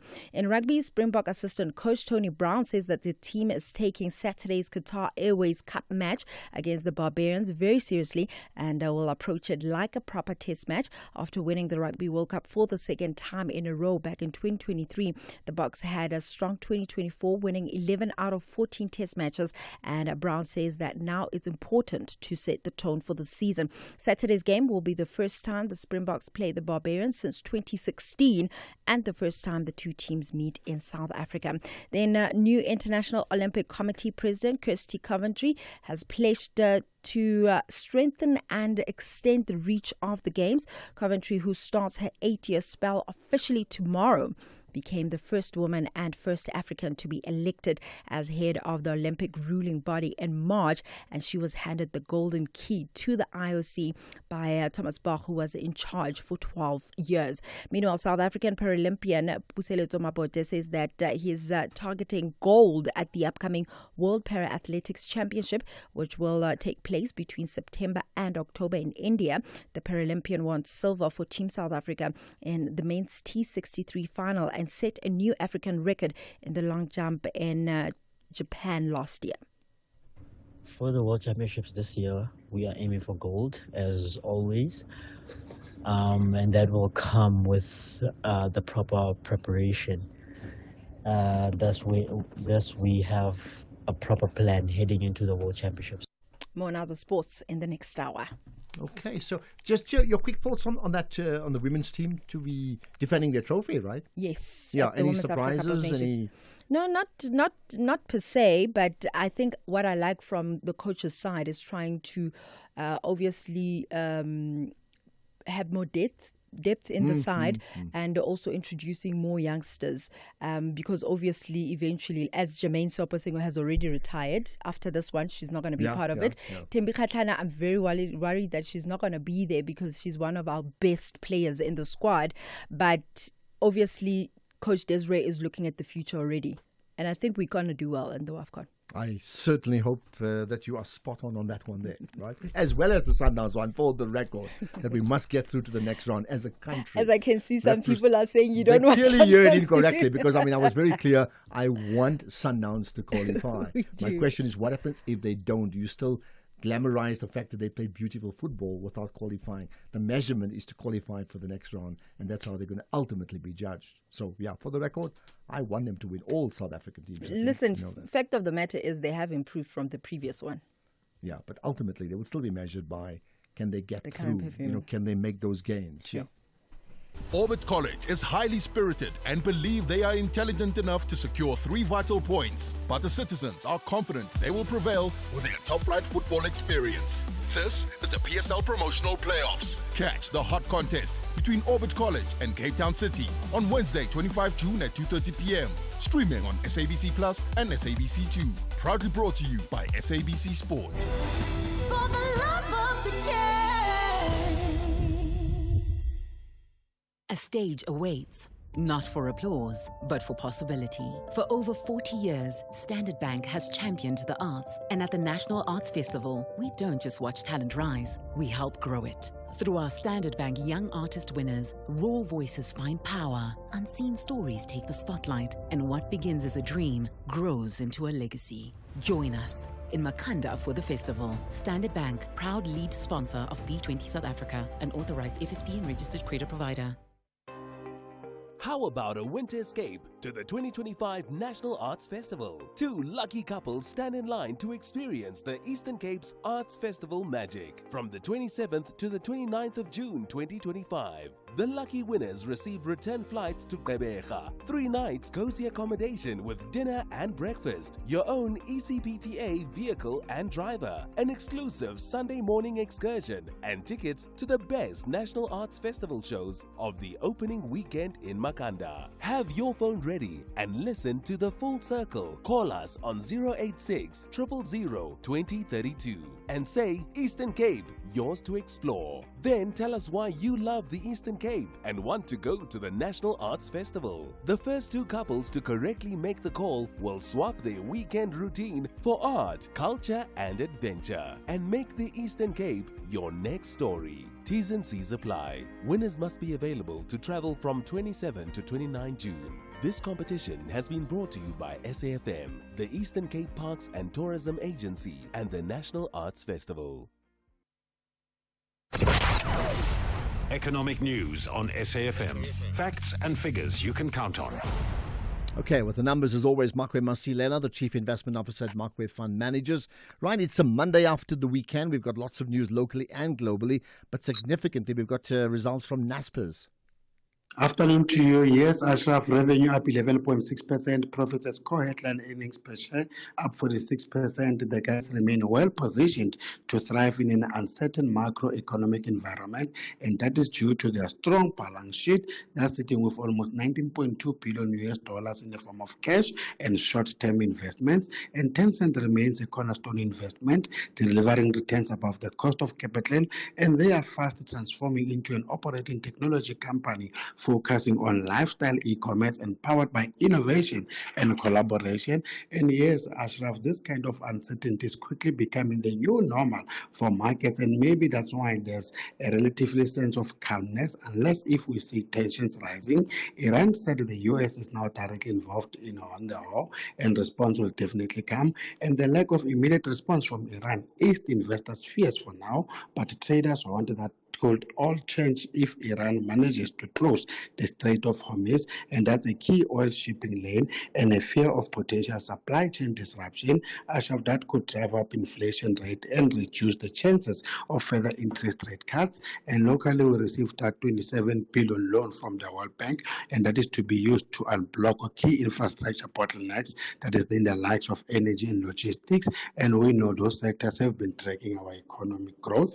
Oil knee-jerk reaction was a 5% jump as fears of supply disruption ramped up, but those earlier gains were pared, and because of uncertainty over just how Iran will respond to the latest bombing by the U.S., Brent crude is down 4% at $76 a barrel, and it seems safe haven buyers prefer U.S. dollar to the yellow metal, and the very same stronger dollar is pressurizing the metal itself, but gold got a little bit of a boost later in the session as China said it will increase its gold resources by 5% in 2027, and we see gold is up 0.2% at 3,377, platinum up 2.7 at 1,293.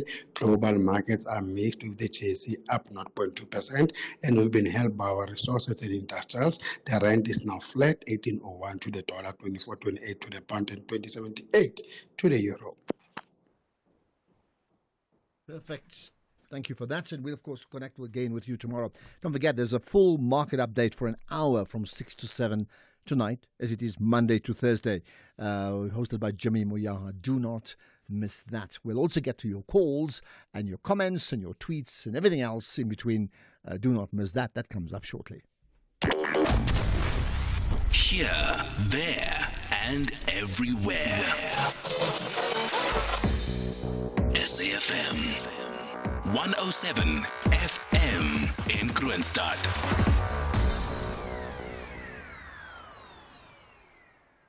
You're listening to the National Pulse on SAFM. SAFM.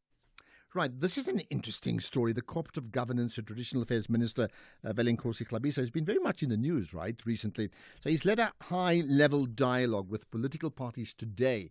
And that is part of the ongoing review of the 1998 White Paper on Local Government, right? Now, the dialogue held in Midrand in Gauteng was held under the theme, Every Municipality Must Work, a call to collective action. Now, we picked up some key points coming out of that dialogue, and I know dialogue is a very operative word at the moment, right? So one of them is the Minister, Xolisa, commenting, and I think it's a good point to start with, the state of South Africa's municipalities. Colleagues, as leaders of political parties, we know better the state of the most of our municipalities, which leaves much to be desired. We also know that the public holds the opinion that the majority of municipalities are not doing well. It is true that there are municipalities that are doing well, even if it may not be said excellent. Unfortunately, these few well-performing municipalities are overshadowed by the majority that is not doing well. Year after year, the audit outcomes show that few municipalities get a clean bill. There is a heavy reliance on consultants when it comes to the compilation of the annual financial statements, yet many municipalities end up with bad results on audit outcome to an extent of disclaimers and adverse outcomes. A number of municipalities constantly fail to spend MIG and other grants allocation. Some of our municipalities are not viable as they have no revenue base for collection. As a result, they are classified as distressed, and some of them are literally bankrupt. Sure. Some may say how many are distressed and literally bankrupt. That's really the crux of our poor service delivery at local level, isn't it? Now, the Auditor General, Tsakani Maluleke, says the white paper in 1998, as well as various legislation, was very clear on the obligations and responsibilities that sits with the different spheres of government. I think it's a big call to call them to account, isn't it? Oliver Dixon on SAFM. While Life Esidimeni was a national story, it really only affected people in Gauteng because it was Gauteng-based hospital. Funny enough, I always say Life Esidimeni has been happening. It's just that we didn't know about it. Oh, wow. Or sometimes it was never the 144 people that we knew about. And I feel like we only knew about this one because it was such a huge number and it was in the news. We don't know about the 5 that happened in Grahamstown. We don't know about the 2 that happened in Lusikisiki because maybe the news never get there. But Life Esidimeni has been happening and it is still happening today. But it's not 144 people that are dying. That's how we don't know about it. Siyambonga Mdubeki, who's a writer and actor. Night Talk, Monday to Thursdays, 10 to midnight. You're listening to the National Pulse on SAFM. SAFM. All right, now let's hear from the Auditor General relating to the responsibilities that were set out for different spheres of government. The white paper in 98 was very clear. The legislation, the MFMA, the Systems Act, the Structures Act were very clear around the obligations and responsibilities that sit with each of the different spheres. For whatever reason, we've tended not to implement them. Once again, we're going to have to keep asking ourselves, what are these barriers to implementation? Because even when we do make amendments in the review process, these barriers will still present themselves unless we are courageous in confronting them. What we've observed is that far too many MECs were unaware that this was their responsibility, and if they did these things, it was a tick box. They would take the IDP and review it through the department because that's what they're supposed to do, but it was a tick box. So we've got to figure out what is it that stands between us and real substantive work on these things. Because the intention of the white paper back in 98 was that performance planning must be done in a coordinated way. The IDP of every municipality must be reviewed by the MEC COGTA and the Premier. Why? So that they can shape the development trajectory for their province. Now, if they do it as a tick box, no wonder we end up with IDPs that make no sense, that give little expression to the real fundamental performance obligations of local government, and are cut and paste jobs because we want to tick the box and say we've done it. The law provides that the MEC must review the performance of local government. Why is that? So that they can see every year how we're doing as a province. Are we hitting the mark? Are we making gains on the development work that we're supposed to deal with? Well, what we see is that work doesn't get done. If it's done, it's a tick box. Again, we're going to have to keep asking ourselves the real question about what is the role of the provinces and how do we give proper effect to it. Well, what about the tick box? But in fact, the Auditor General does suggest that it's very good to review the 1998 white paper. I just want to put on the table that our reflection as an audit office is this. The 1998 white paper was fantastic. It's good to review it. But that must be followed with a very bold and courageous assessment and recommitment to implementing it. And implementing it, as I see it, is going to take the political parties genuinely thinking about whom are we deploying to take on the roles and responsibilities in the municipal space. I just want to put on the table. Okay, do share your thoughts on that and everything else we've discussed before, because as always, you move, or we have a sense of what moves the National Pulse, but you play a major role in driving those conversations here on the National Pulse on SAFM. Orbit College is highly spirited and believe they are intelligent enough to secure 3 vital points. But the citizens are confident they will prevail with their top-flight football experience. This is the PSL Promotional Playoffs. Catch the hot contest between Orbit College and Cape Town City on Wednesday, 25 June at 2:30 p.m. Streaming on SABC Plus and SABC2. Proudly brought to you by SABC Sport. For the love of the game. A stage awaits, not for applause, but for possibility. For over 40 years, Standard Bank has championed the arts. And at the National Arts Festival, we don't just watch talent rise, we help grow it. Through our Standard Bank Young Artist Winners, raw voices find power, unseen stories take the spotlight, and what begins as a dream grows into a legacy. Join us in Makanda for the festival. Standard Bank, proud lead sponsor of P20 South Africa, an authorized FSP and registered credit provider.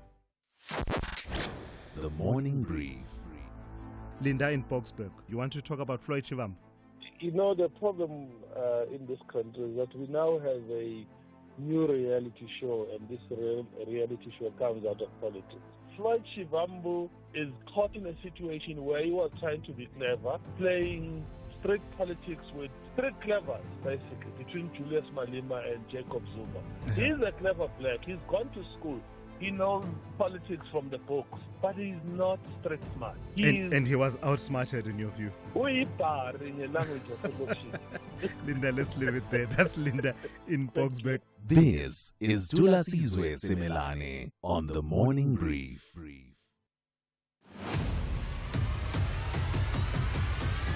Ashraf Garda is streaming live now on Facebook, YouTube, and X at SAFM Radio. Any thoughts on the conversation I had around global refugees and, of course, refugees in Southern Africa? I'd like to pick up on that too, amongst many of the other things, or as well as the breathtaking pace that Floyd Shivambu has moved from where he was a week ago to where he appears to be now, and where's he headed, right? But more, of course, Iran, USA, Israel. Bring it on. Let's hear it. Mandla in Cape Town. Go for it. Hello, Mandla.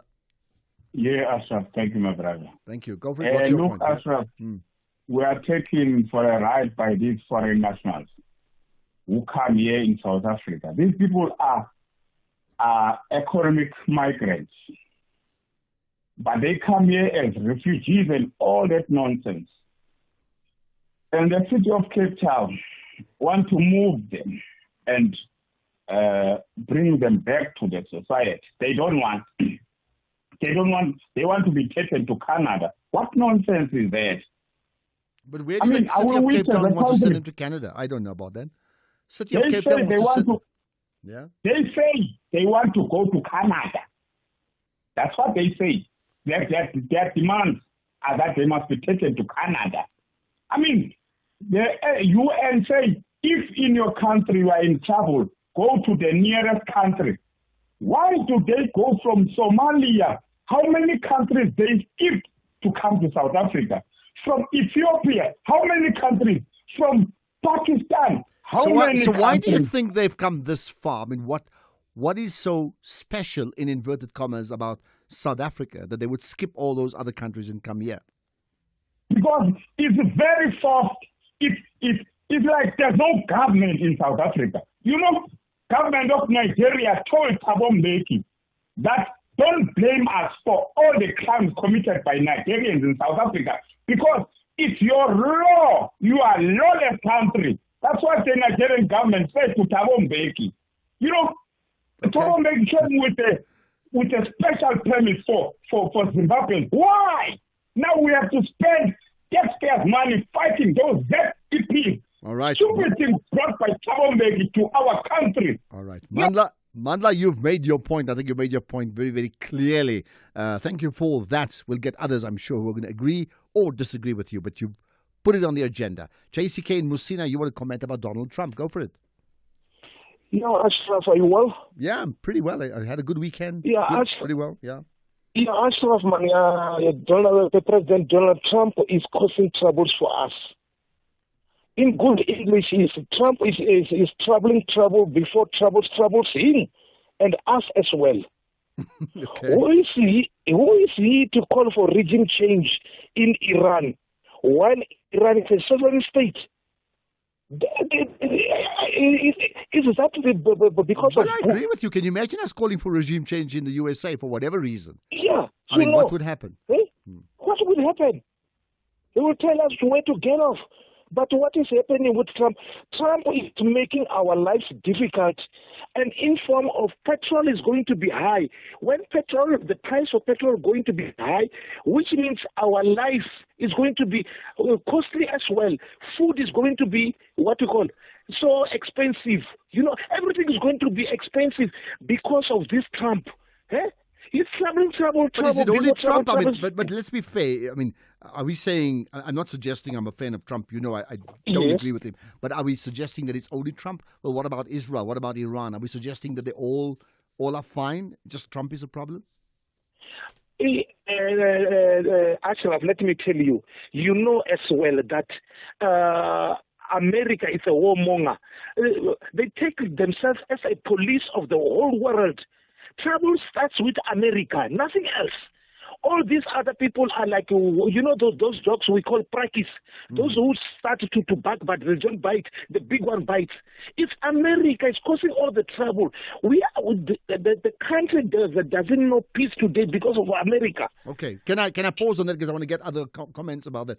I mean, well, here we are. I mean, just how much influence does the USA have? But maybe the important one, the United Nations once again, the Security Council once again. Seriously, how much clout does it actually have? Or is it all bark and no bite? JCK, that's your thoughts. Itumeleng in Centurion. You also want to talk about war. Yes, Ashraf, can you hear me? Yeah, I can. Go for it.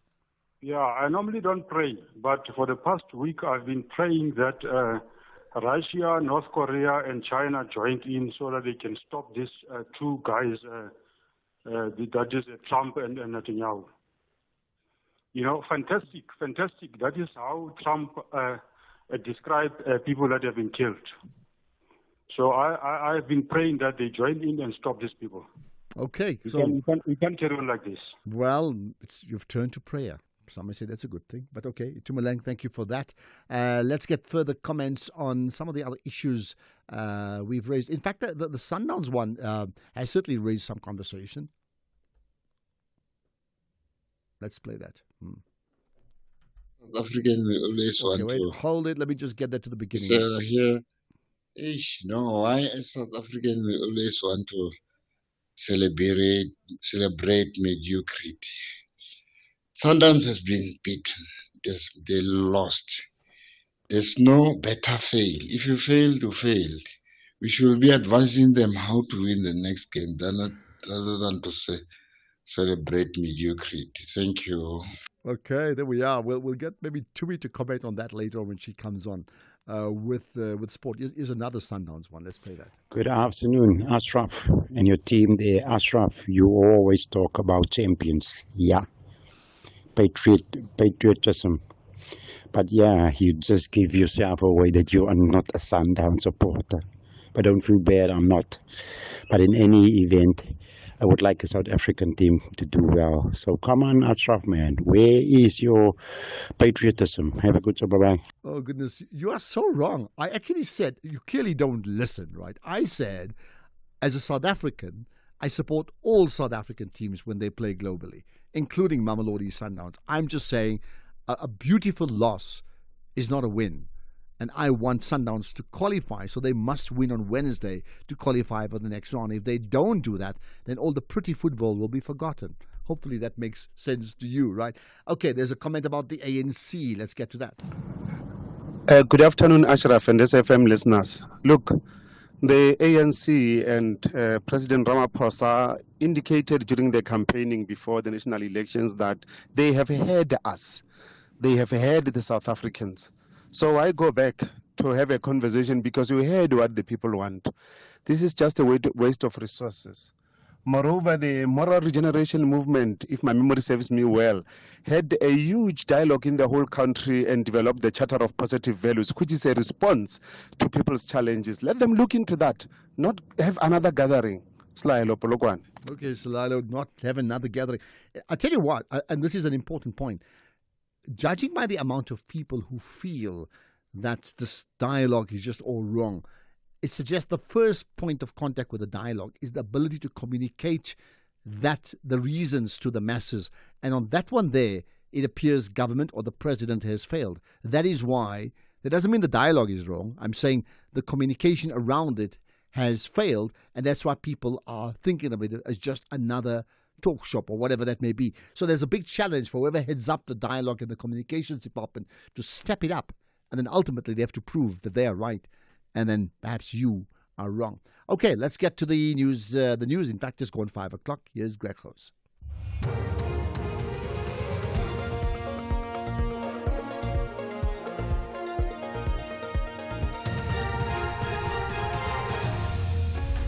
Thank you, Ashraf. Cold front to hit the Western Cape, and a UN agency speaks on the bombing of Iran's nuclear facilities. Good day to you. The Weather Service says an intense cold front is expected to make landfall in Cape Town on Wednesday. The city's Disaster Risk Management Centre spokesperson, Sonika Latachan, says specific warnings linked to the frontal system include damaging waves, winds and disruptive rainfall. She says the warnings for damaging waves from Wednesday evening include a warning for damaging winds and a warning for disruptive rainfall until Thursday morning. We also remind the public to please do as much as possible to safeguard their properties during the forecast period, like waterproofing, clearing gutters, and digging trenches to lead water away from the structures. The Minister of Employment and Labour, Nomkhosazana Meth, has visited one of the centres where flood victims are placed at Mthatha in the Eastern Cape to ensure the unemployed are registered. Victims are also assisted with unemployment and insurance fund applications and accessing other documents. The Minister's visit comes as the death toll rises from the recent floods in the Eastern Cape to 95. We are even interested in those clients who might have, because of this, lost their jobs. Because the unemployment insurance fund, if then you lose your job, you are able also to register that I was working, I've since lost my job, so you are able to claim the benefits. But beyond that, once you lose your job, you are able to be captured in our database that we are calling Employment South Africa Services, where all those who are looking for jobs get to be assisted, captured, and also for a future opportunity that might come their way. The case against 12 accused in the murder of a Hawks investigator, Frans Matipa, has been postponed to next week.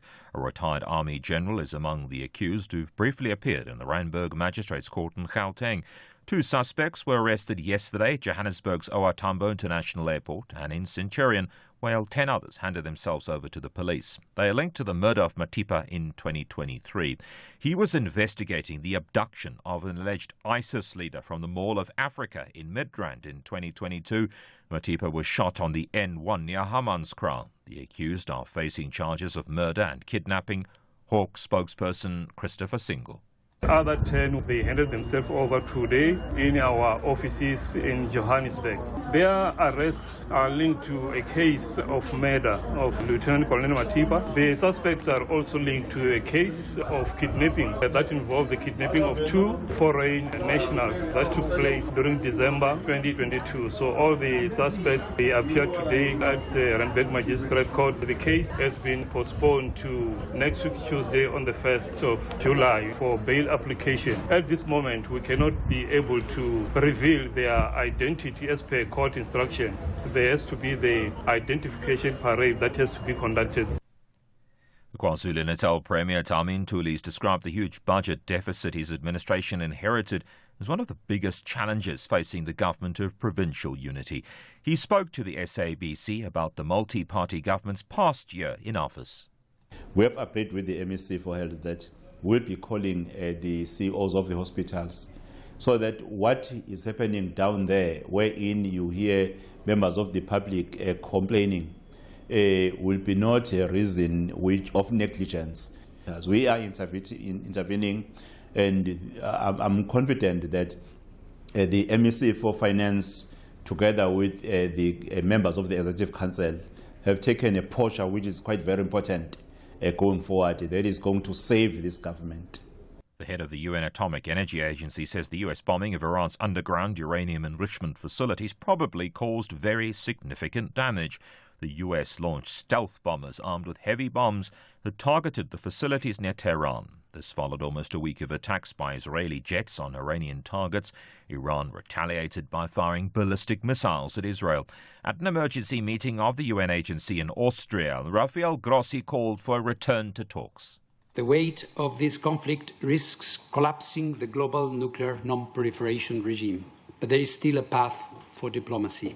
We must take it.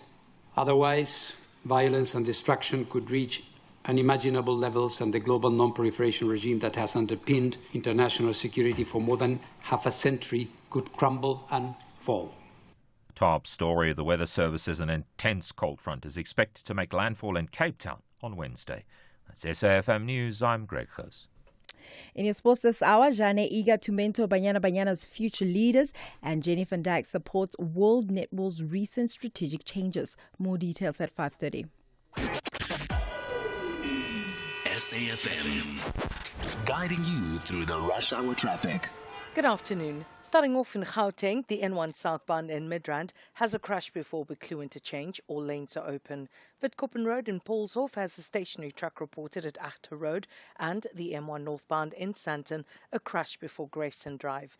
In KZN, the N3 eastbound in Pietermaritzburg has a stationary truck after Market Road, the M7 St. John's Avenue queuing through central Pinetown, and Chris Hani Road northbound slow moving towards Ronaldo Road. In Cape Town, the N7 northbound left lane is closed before Plattekloof Road. The N2 outbound is slow moving towards Bunga Avenue, and Viking Way eastbound in Epping slow moving towards the N7 Jakes Hadwell Drive. With your traffic update, I'm Irma G. Here, there, and everywhere. SAFM 106.1 FM in Bombela.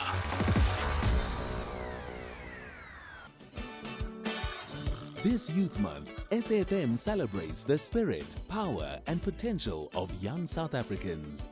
Join us as we dive into conversations that matter, from innovation to education and skills for the changing world, empowering youth for meaningful economic participation. Because at SAFM, we're not just talking, we're leading the conversations that move us.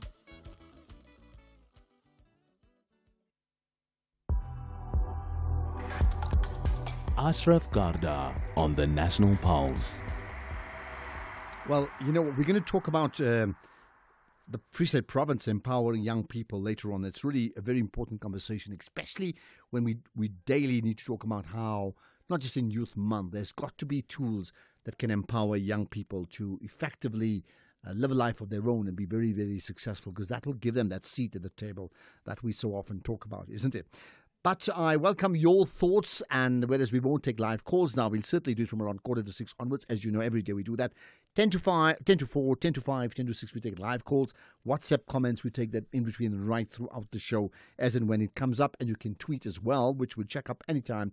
Hashtag The National Pulse, and then tag SAFM Radio and do tag myself, Ashraf Garda. And by the way, if you're listening in for the very first time and you're coming on air, well, give yourself a shout out. Tell me who you are so I know. And if you don't want to go live, you can just tweet. You can just tweet it, or you can send us that WhatsApp and say, hey, I'm listening for the very first time, which is great if you do. Make it a habit. That's all I can tell you, right? What is not a good habit is the story about what's happening in the Eastern Cape. And, you know, those floods that really ripped that region in the midst of a really, really cold front in many parts of South Africa about 10 days or so ago. Well, that flood and the death toll coming out of that is now risen to 95, sadly so, with 2 more bodies recovered earlier today. So we thought, let's find out more about that part, but also linked to that another big issue around what we understand about what is called the water mafia and extortion around that really threats even to the Gift to the Givers. With me is Ahmed Baum, the head of Gift to the Givers Search and Rescue. Ahmed, appreciate your time and thanks for connecting to us here on the National Pulse. Thank you, Ashraf. Thank you. Let's start with the status of where we are in terms of, you know, loss of life and people still missing and other survivors that you may want to add on to. Thank you, Ashraf. As mentioned from our last interview, and you're seeing the images and news coming every day out, you know, the area that got devastated was quite huge. So as you mentioned, the 2 bodies that were found today, you know, school children still in the school uniforms, that's really sad images to get for our rescue teams, you know. But it's just showing, Ashraf, that we've intensified search and rescue efforts, and it's going to last up until Saturday, where you see all role players, the South African National Defence Force, SAPS, Air Wing, all other resources, all intensifying searches this week, because after disasters and after you have floods and people missing, normally 10 days to 15, 20 days, and bodies start resurfacing as water recede, and then you start picking up body smells, there's decomposition, and it sets in. But what's surprising, Ashraf, is, as you mentioned, we're still finding bodies. And, that's very scary, and the death toll has really risen up. And as I mentioned before, the area is so devastated. Like, I used that tsunami coming in and going back. That's so much devastation. You actually can't understand such a huge volume of water actually passed through that river and flooded the whole area. Yeah. So and therefore you mentioned Saturday. So Saturday is what? Is a deadline to stop the rescue efforts? Have I heard that correctly? Yeah, so a call has been made now. Normally up to 15, 20 days, we do stop rescue efforts, and then the local teams will continue as bodies resurface and they start finding, more bodies, if I put it that way, the communities will find. But for this week, up until Saturday, all resources will be there. I mean, we've deployed our 4th search and rescue team as well, and the search has really intensified just to cover all areas. So when we withdraw certain services in terms of non-provincial services like NGO service or the SANDF and all of those, at least we can try and comb as much area as possible, and we can recover those missing persons. Is there still missing persons? I think the total now is up to 25, but after the bodies we found, we're just waiting for the family members to identify so that we can just adjust that tally. Okay, so we got the 25 roughly still missing. How, in terms of rescue efforts, right? Obviously, the gift to the givers is one, but then there's, there could be national government, local government, and many others. Overall, how many people, maybe straddling different organizations actually get together in a rescue effort of this sort? Looking at this rescue effort in Umtata as well, it's really brought me that thought of serving the nation, because multiple provinces, Ashraf, has responded. The Limpopo Department of Health, Northwest, Free State Department of Health, many like the universities, Cape Peninsula University of Technology, the Eastern Cape Department of Health, SAP, SANDF, have all come together and made their resources, personnel available to go and assist Eastern Cape in terms of search and rescue efforts. They've understood that it's a call to the nation. It's such a huge tragedy that send teams in, and they've made their rescuers available, their resources available. That's why we've been moving teams in and out. So it just shows it was a South African response, and I think that's the amazing part, the comradeship between the search and rescue teams and all the government departments, really outstanding in terms of. And I think it's an important point that we often underestimate South Africa as a country and its various rescue effort teams, including Gift to the Givers, of course, right? And its ability to come together, because I think we do that so often. So we should not sell ourselves short, because I think that's admirable. Having said that, you've also encountered problems, right? Let's talk about the what is called the water mafia, and understand their attempts to thwart Gift to the Givers, for example, in their efforts. Tell me about that. So from the beginning, our teams have been dispatched in terms of our Gift of the Givers ground staff. We dispatched tankers, and we were assisting in the distribution of water, especially to the hospitals or to the affected areas. As you know, during a disaster, a lot of services are cut off, especially water in terms of it, and you need it for forensics, etc. So the challenge really came to our tankers, where our tankers were filling at certain areas in Umtata where they were approached by what we call the water mafia, and not to be vulgar, but they tell our teams in a very derogative way to buzz off, if I put it that way, and they're going to actually kill them, and so and that was the traps we encountered. We never knew that we'd encountered that, because as the NGO we were not there for tenders or any opportunities or anything. We were just there for the short period, simply to serve those communities and make sure that water, which is a right for everyone, a basic right, can be given, especially to the people that needed it. But just to add quickly on that, Ashraf, since that came, and the South African Police Services, the Umtata Mayor, the local departments have really stood by us and said they will not stand for that water mafias that are currently happening. The police have escorted us now. They've put police units with the water. But it just shows that during a disaster, you have this type of element. And that's so sad to see, And just so that we're clear about it, assuming if the water mafia gets their way, which in this case they have not got, thank goodness for that, then what would they expect? I mean, what are they asking you to actually do so that they can go about doing their work? What would that be? They'd want us to not deliver water because it looks like every tanker of water we deliver is kind of them losing business, if I put it that way, you know. So it just looks as it's a business transaction, if I put it that way, you know, and we kind of taking a piece of the cake, if I put it that way. But as you know, as an NGO, is no money transactions, nothing like that. The teams are just there for this short period just to assist and take the water to the relevant hospitals, to the relevant shelters, just to serve humanity in that way, or the affected communities rather. And when these water mafia representatives came to people like yourself and your team, and as you said, told you to buzz off and you're being kind about it, I can get it from the words. Besides the police then offering to escort, which they've now done, what have they done with these water mafia, with these representatives? I mean, have they been able to identify them, apprehend them? What happens next to them?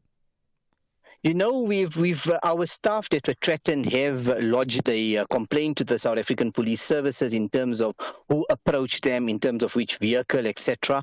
And then the police said they will then, further take it basically based on investigate and take it further. You know, other than that, we haven't followed up much. We left it up to law enforcement, and you could see even the Minister of Police was very saddened about the situation and instructed, please, that they should investigate this, as this is not, we will not be held ransom, whether it is any aspect, the NGO or the municipalities and so forth, you know. Okay, let's leave it at that. I think the reality is that, these water mafias exist because they believe they can get away with it. And it may not be the case with what happened now in the Eastern Cape with Gift of the Givers, but they've held others to ransom. And we heard that in many other places, even at local municipal level, where there's been cut-offs of water or low water supply, and there's been water tankers, and somebody has effectively bummed them off for reasons that are just not admirable at all. Ahmed Bam, appreciate your time, head of the Gift of the Givers Search and Rescue. Best wishes with the remaining, 4 or 5 days, I think it is, till Saturday, and you actually had the hard stop in terms of where Gift of the Givers gets involved and local NGOs of sorts then takes over in that region, in the Eastern Cape. But we know the numbers, 95 people now, sadly, tragically, having died in the Eastern Cape. Another 25 still missing, which means, roughly, you could say it affects at least 500 people directly. If you look at 1 to 500 people, probably even 1,000 people, families directly impacted by what happened over last week. We're not even discussing damages and losses of homes and all that, which is even worse. But as always, I want to get the human story. If you have an Eastern Cape devastation story that you can share with us from a very personal level of someone you know, please let me know, just so that we fully are switched on to your plight or the plight of somebody else who's had these problems, so we better understand you, right? More to come. Let's talk about the empowerment of young people in the Free State after this. With the ever-changing financial landscape, it can be difficult to make sense of all the moves at times. Join me, Jimmy Moyaha, on the SAFM Market Update with MoneyWeb, Mondays to Thursdays, 6 to 7 p.m, as we break down the key market trends, top financial stories, and smart investment insights, all in one place. It's everything you need to stay financially informed and ahead of the curve. Ashraf Garda on SAFM. Okay, let's get into another issue. So, if the one is about tragedy and attempts of extortion in the midst of tragedy, there's another story that's probably a lot more better news or good news. So as part of commemorating Youth Month, the Free State Department of Economic Development and Tourism, in partnership with the National Electronic Media Institute of South Africa, which is in the NEMISA, the Vaal University of Technology, and the National Youth Development Agency, which is, NYDA.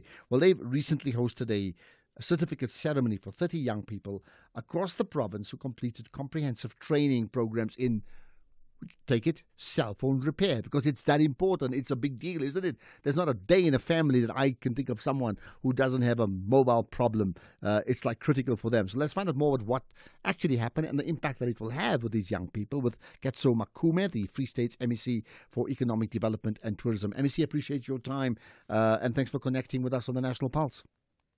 Thank you very much, Afra, and good afternoon to your listeners. Thank you. So this is so interesting in terms of what? Getting young people to learn how to repair, mobile phones. Tell me what motivated that. Okay, what happened is that the VUT, the Vaal University of Technology, approached us on a number of initiatives, and then we decided on this one because we also look at the market generally.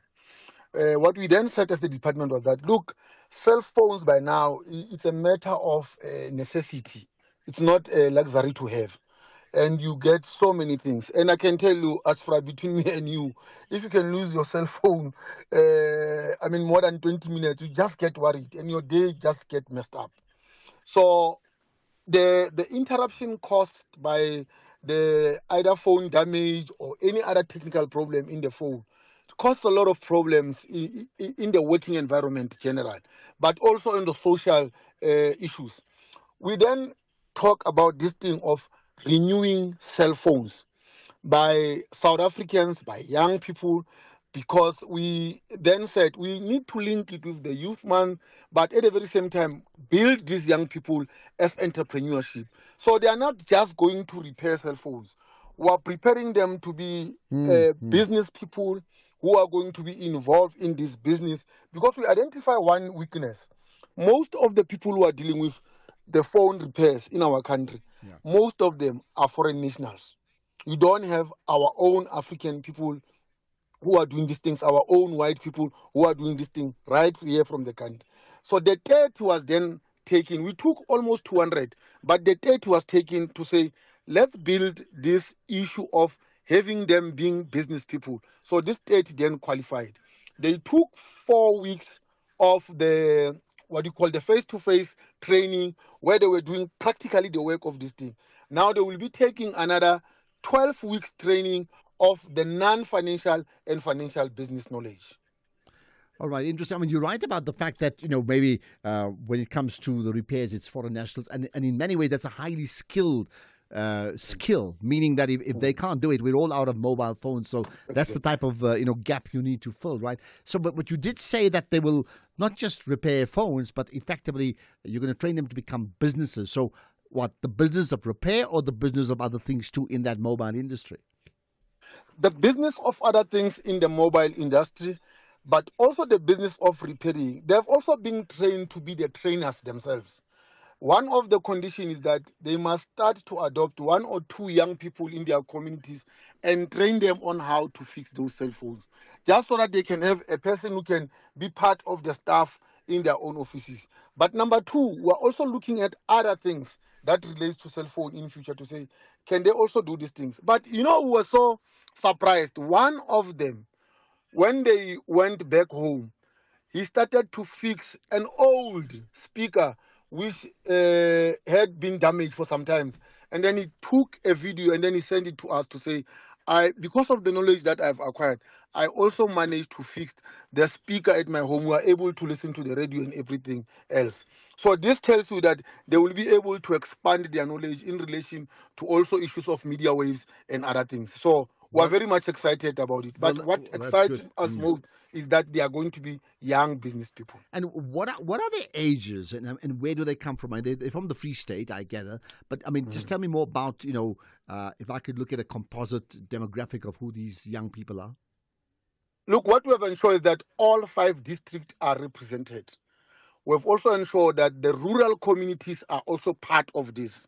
So they've been, they've been spread throughout the geographic spread of the Free State.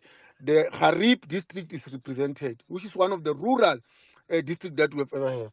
The Lejwe-Leputswa district is also represented. Thabo Mfutsanyane, one also of the rural district, is also being represented. Fezile Dabi, which becomes one of those of the commercial and industrial region in our province, and also the Mangaung region. So all districts are represented. But they also come from families which have no income at all. Some of them were identified from those families. So we're able to make it a point that we take people who literally start to have an impact immediately in their own families. Yeah, I think that's very important. What was the sifting process then? How did you identify them? Okay. The sifting process that the VUT opened the applications for the people to do that. But with these ones, the 31, they also work with the DSTEA. So DSTEA managed to say, in this area, we've got this list of young people. these are the young people who are on our database who have been asking to be trained on other different business aspects. So that's how they were then identified. Okay. Then they were taken then to say, let's come and train this one. All right. You know what is exciting about them, Ashra, is that they were telling us that 5 weeks ago, I did not even have confidence on myself.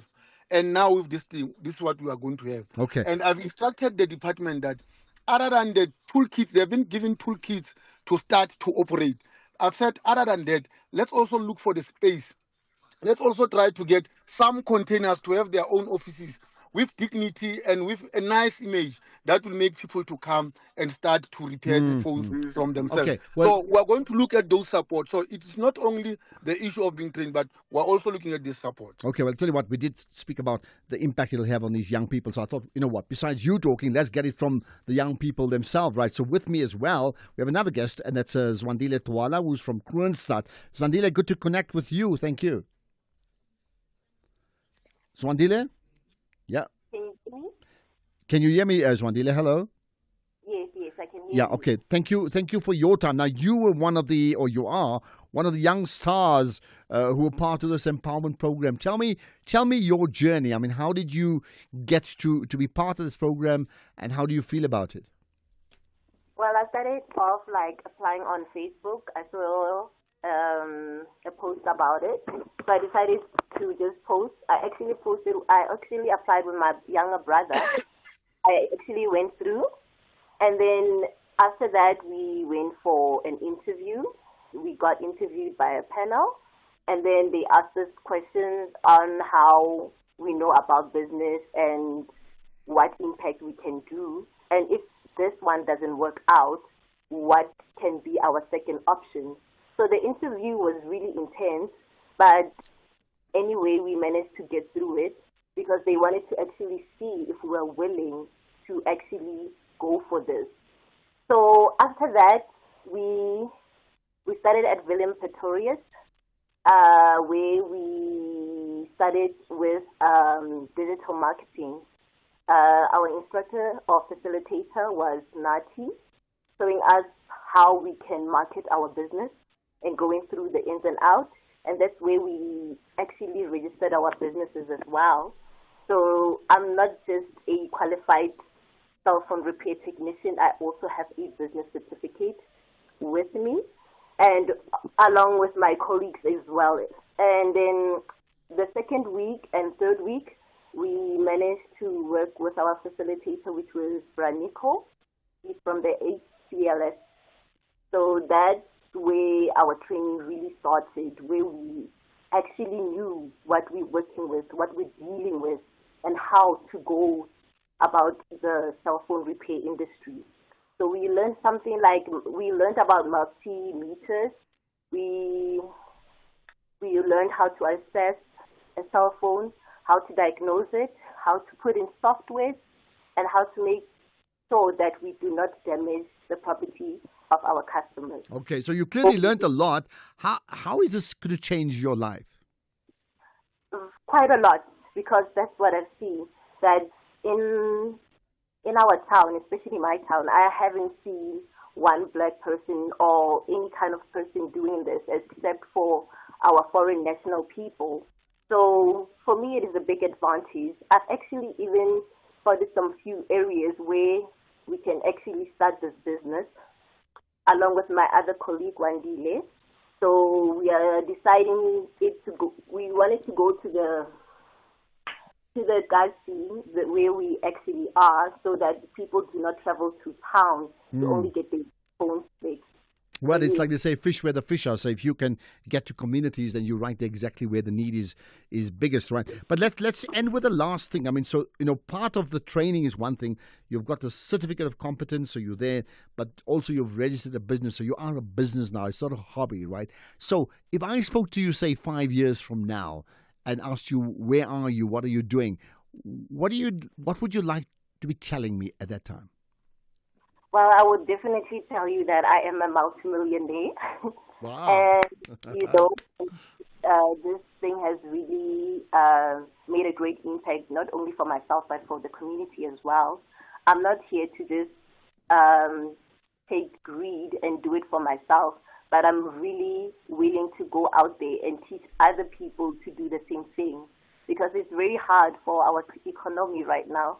Our employment rate is very, very, very high. We do not have enough jobs in South Africa. So this is a beautiful and brilliant skills for our South Africans, so that we can empower them as well and become something in this world. Okay, I could ask you more things, but why would I spoil it? I think the best way to end is we say Zwandile Twala from Kroonstad, multi-millionaire in training. And that's the way I would leave it. So thank you for your time. And before that, we had Ketso Makume, the MEC for Economic Development and Tourism in the Free State region. What an interesting story where you impact directly on young people and you effectively activate that what they did not know. So they know it and they are in business already. Voila, that's what you want. Let's get the news headlines. Here's Greg. Quick look at those headlines. The Weather Service says an intense cold front is expected to make landfall in Cape Town on Wednesday.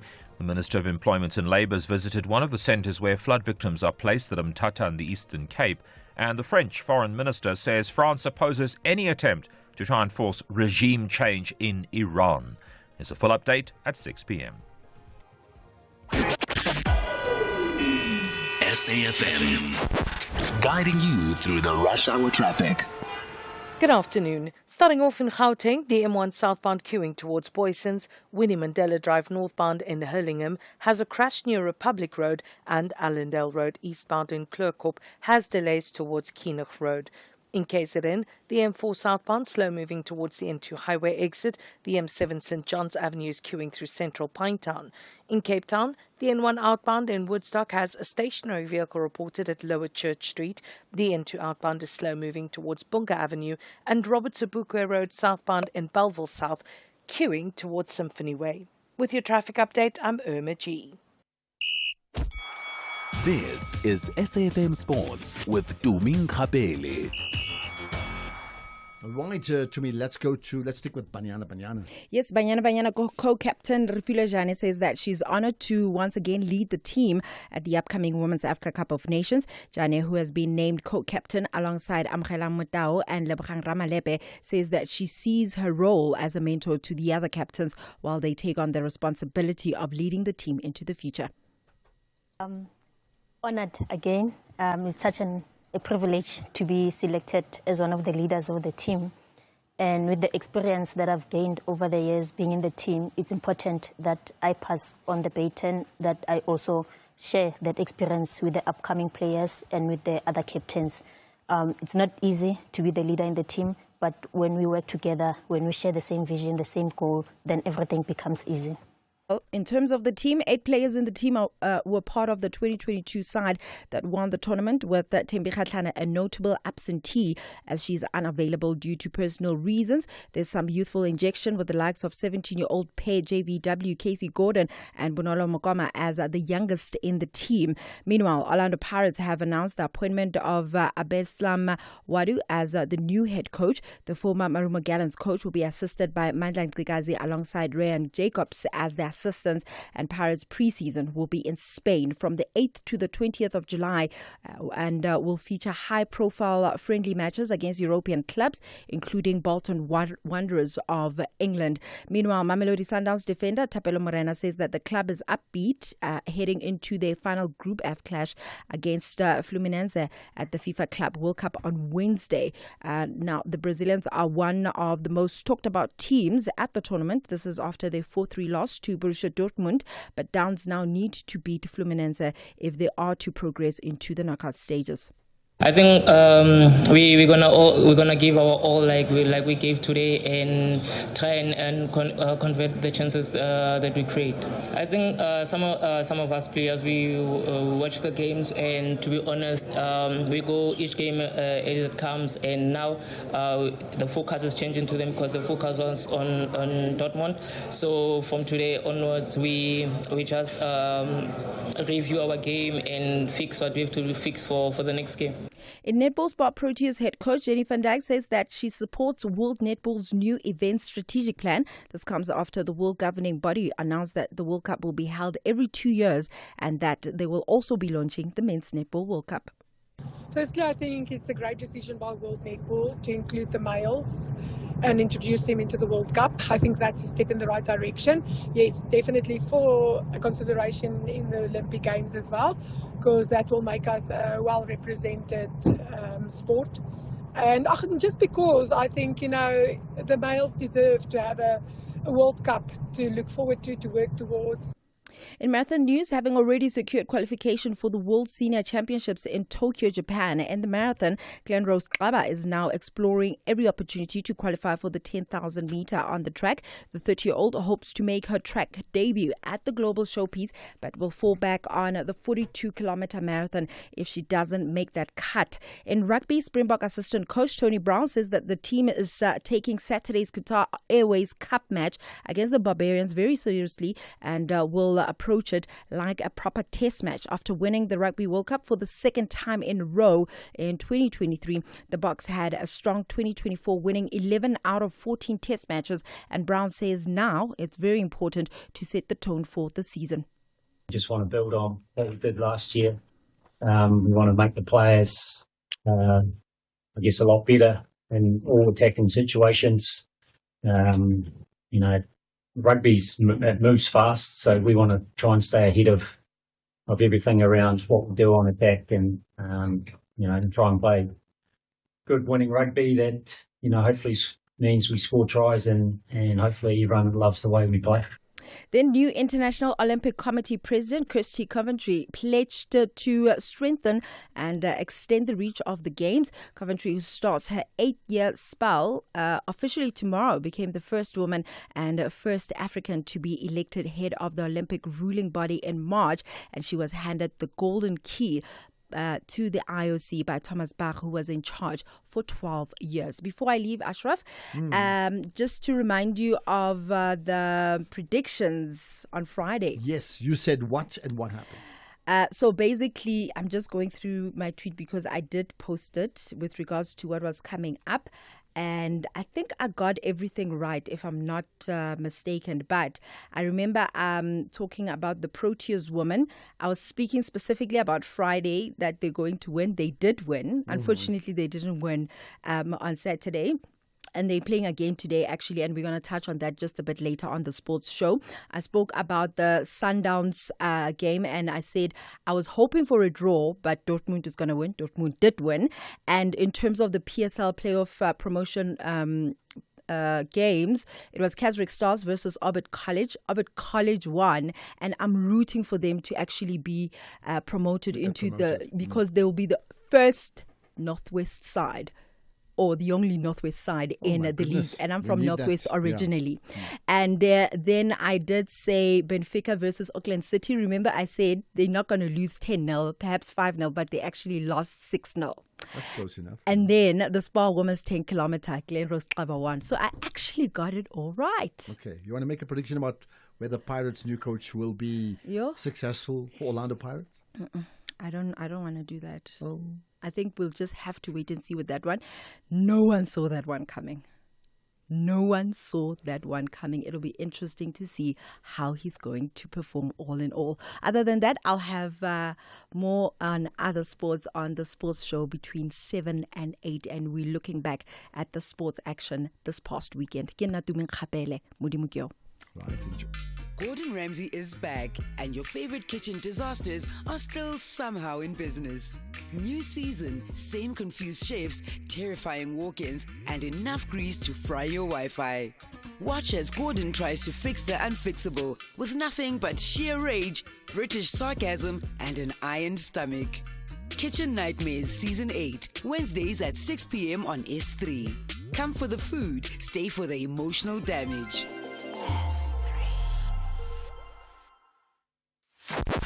The Morning Brief. I'm with Olwetu Kanyile this morning, part of the SAFM Youth Takeover. If you met the Minister of Trade and the CEO of one of the biggest retailers, basically, what would you say to them about prices and just the basic prices of like bread, milk, and maize meal? I would say to the ministers that if these bosses won't do that, then they have to act. It's not a choice. The Constitution dictates certain actions to the government to protect the population, and one of the things that they have to do is protect us from hunger, because the effects of hunger are not just short-term pain and indignity and suffering. That was Mark Haywood, South African human rights and social justice activist. SAFM Youth Month Takeover. Economic news on SAFM. Facts and figures you can count on. Okay, Jimmy Muyaha hosts the SAFM Market Update, and to set the scene for that amongst the big issues we'll talk about, Jimmy, you've got post office problems, so do I. Good afternoon, Ashraf. Good afternoon to the listeners. I think we've all had post office problems for quite some time. The post office has, of course, received around 10 billion rand in bailouts over probably the last 10, 11 odd years. They are about to exit business rescue, and they seem to think they need even more money. It looks as though by the estimates and the projections from the post office team, they need another 3 billion rand to continue running operations, in addition to the 3.8 odd billion rand that the Post Bank is asking for to service the post office. We're going to speak to the former CEO of the South African Post Office, Mark Barnes, to get his thoughts around this. He would have some inside experience on the entity's operations and whether or not the current business rescue efforts are going to prove to be fruitful. So we're going to have that conversation. We're also going to have a conversation with the Luno country manager, Christo de Wit, around the case for onshoring crypto assets and giving them an onshore status. This has some tax implications. It has some revenue implications for the South African Revenue Services. We're going to take a look at that and try and explore what that could potentially mean for investors involved in the crypto space and how we make sense of that. Then we've got a conversation with the National Financial Ombud. They managed to return around 300 odd million rand to aggrieved consumers over the last financial year. We're going to get a sense of how they have managed to do that, how hard at work they have been. And then we're going to wrap up the conversation with a personal finance conversation, looking at the e-filing changes that are coming into effect from a South African Revenue Services perspective. SARS has announced that there is now a new feature on the e-filing platform called Express Access, hopefully aimed at making things a lot easier for taxpayers to file their returns. Of course, tax season is just about kicking off, and that becomes very important from that perspective. Before we get to all those conversations, let's get a sense of how the markets have been moving throughout the day. It's been a bit of a choppy day, if we're honest. I've been keeping an eye on the markets since the early hours of this morning, since Asian trade, off the back of those escalating tensions in Iran and Israel. We did, of course, touch on this on Friday when we caught up, Ashraf, and I did mention that there is usually development over the weekend, as history has told us, and I wasn't wrong there. There were some escalating tensions from that perspective. I thought the oil price would be a lot higher than where it is at the moment. It's only at $76.30 a barrel. It was closer to $80 on the futures side in the early hours of the morning. The gold price is at $3,388 odd dollars a fine ounce. Also was pretty much around this time in the wee hours of the morning, but clearly the market is still digesting what is happening in the Middle East and trying to figure out where to go from here. Platinum pricing $1,291 a fine ounce. Palladium $1,089. A quick look at currencies. The rand fighting back against the US dollar, 17 rand 97. It was above 18 rand earlier today. Only towards the tail end of this afternoon did it start to dip below the 18 rand mark. One a British pound, 24 rand 26. 1 euro, 20 rand 75. 1 Australian dollar, 11 rand 56. 1 Bitcoin, $101,000 a Bitcoin. At some point this dipped below 100,000 briefly. We're at 1.82 million rand in terms of rand terms on that Bitcoin price because of that slightly weaker rand. And if we look at the equity markets, a good day for South African equities, not such a good day for international equities. Asian equities, the Hong Kong Index and the Shanghai Index were the only green winners on the day in terms of Asian markets. The ASX in Sydney was down 0.33%, and the Nikkei in Tokyo was down about 0.1%. European markets all in the red. Biggest loser there, the CAC 40 down 0.7%. US markets all in the green. Biggest gain at the moment is the Nasdaq, up about 0.2%, while the S&P is up about 0.5%. Our own local markets, resources pulling quite a bit of the weight, 2.3%, almost 2.4% in the green. Industrials are 0.8% in the green. We got Naspers results that I'm going to be looking at with Gary Boyson a little later on. Financial stocks down about 1.1%, but That didn't deter our local markets. The All Share up 0.4% and the top 40 up 0.2%. As I said, Naspers results on my watch list for later this evening, along with the Gold Rush trading statements that we got from them. So we're going to be back a little later on to look at these and other stories. For now, Ashraf, back to you.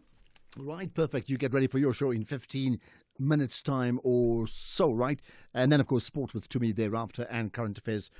Conversations going on from 8 all the way up to midnight. We start it all over again in the morning here on SAFM. But what's important is you, when you are next, as you're on the pulse, I need to feel you. Let's have the conversation. WhatsApp voice notes on 0614 104 107. So it's interesting. I mean, there's comments about Mamelodi Sundowns. So Brian Mabaye, in fact, and what he says is maybe closer to what I feel, okay, saying, Ashraf, I'm just so happy for Mamelodi Sundowns as a Kaizer Chiefs fan. I feel so proud about tournaments in the United States, as it will not just enhance Sundowns, but put South Africa on the map again on the European teams who will want to buy players in our leagues, because the European teams sign most West African players. So Sundowns and Lorch, right, just put South Africa on the league. Did you see that goal yesterday, by the way? So Sundowns and Lorch just put South Africa on the spot again, either for transfers or investments. We've done it in rugby, cricket, hope it happens for football, to Brian Mabaye from Protea Glen. Okay, that's one comment, and there's more, of course, right? But let's pick up on the conversation about youth and tech, right? Good afternoon, Ashraf. Ashraf, it's a very good idea that someone is teaching these children, youngsters, to fix cell phones. But can I also add, why can't they teach them how to run their own businesses, entrepreneurship, so that they can establish their own cell phone repair shops also? This comes from Terence Kakamas. Terence, if you actually heard, they then registered a business at the end of that conversation. And it's a process from business of repairs, which is what they're doing now. It's a business, not a hobby. So there's a start for them, right? There's more on municipalities. Good afternoon, Ashraf. It is in a public knowledge that the 90%, if not 95% of municipalities in South Africa are dysfunctional. As minister, what are they doing to ensure accountability? Those who are responsible must be held to account. There is no consequences management. That is why municipalities, there is a lot of corruption and mismanagement in our municipalities. So this Nyolo in Mafefe, Limpopo. Thank you, Ashraf. Okay, got that. Well, I think you're right. And because municipalities are broken, service delivery is broken, which means when it comes down to the crux of people who don't go to parliament in their local areas, then just far too many things are not working. And that cannot be acceptable, can it? The devastation in the Eastern Cape is not the floods. Devastation is the water mafia.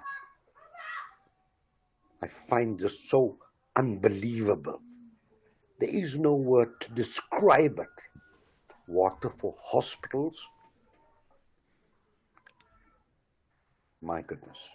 Roy Mirage, Eastern Cape. Well, there you are. I think the my goodness at the end says it all. Like, you can't believe people would do that. And the reality is, maybe this one was stopped, but it's been going on for a long time in different parts of the world. So, for example, in Gauteng or Joburg, there's been huge water issues. So you have these water tankers, and then we get stories from people saying they've been blocked off because of some water mafia who doesn't want them to deliver, because they would prefer to take charge of it themselves because there's a big profit. So much for relief, isn't it? Good afternoon, Mr. Ashraf. This is Mbongo Sunisa. Mr. Ashraf, you see, if the Johannesburgers can select or elect Helen Zille to be the mayor of Joburg, I'm telling you, the case of foreigners will end in Johannesburg. That woman doesn't play. Like, when it comes to foreigners, this thing is too much, man. It's just too much of them. Can't they try maybe to go to Zambia? It's not only South Africa, man. There are a lot of African countries. It's a mess. I was in Bredasdorp recently. You can't believe I was the only South African out of 10. Out of 10, all of them were from Zimbabwe. Imagine, this is too much, man. You know, ANC government brought trouble in this country.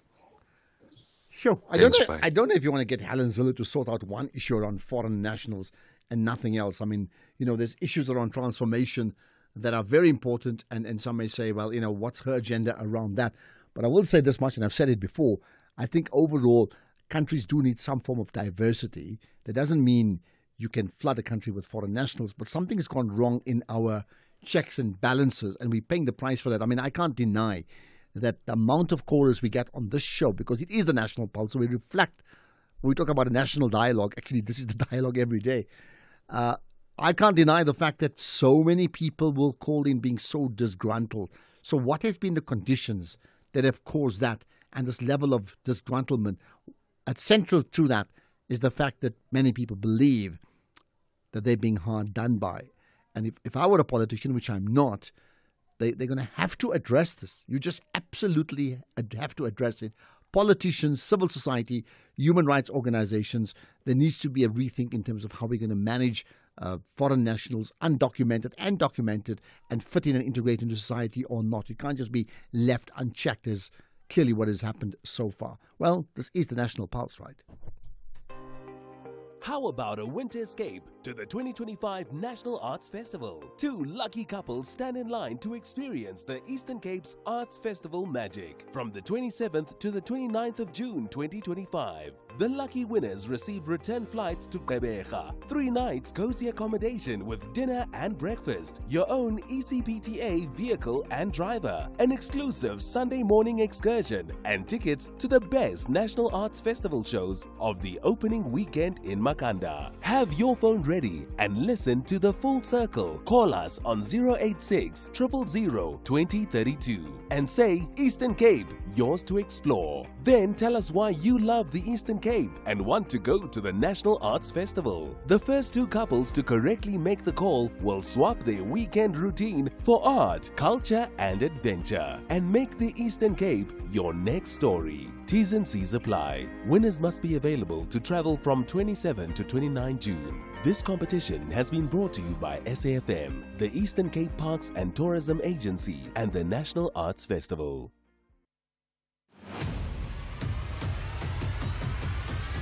Ashraf Garda is streaming live now on Facebook, YouTube, and X at SAFM Radio. So last week we had so many young voices as part of the SAFM Youth Takeover, which is brilliant, as guests, as co-hosts, okay?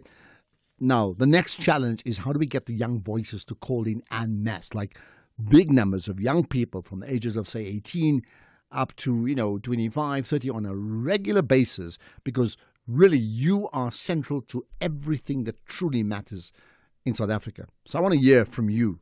086 000 2032, male and female. And then you can WhatsApp 0614 104 107. Doesn't mean older people can't call. I mean, listen, all of us, it's open for all. But I'm just inviting younger people because I want to hear your voice. Otherwise, we disconnect with you. I need to learn from you. Municipalities again, yeah. Hello, Ashraf and SFM listeners. Anonymous here in Durban. The issue of poor performing municipalities, we need to address the elephant in the room, honestly, which is the tendering system and tenders and tender corruption.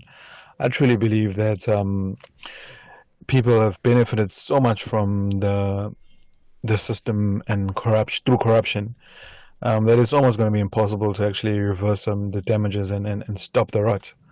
I really wish we could go back before this tendering system was put into place.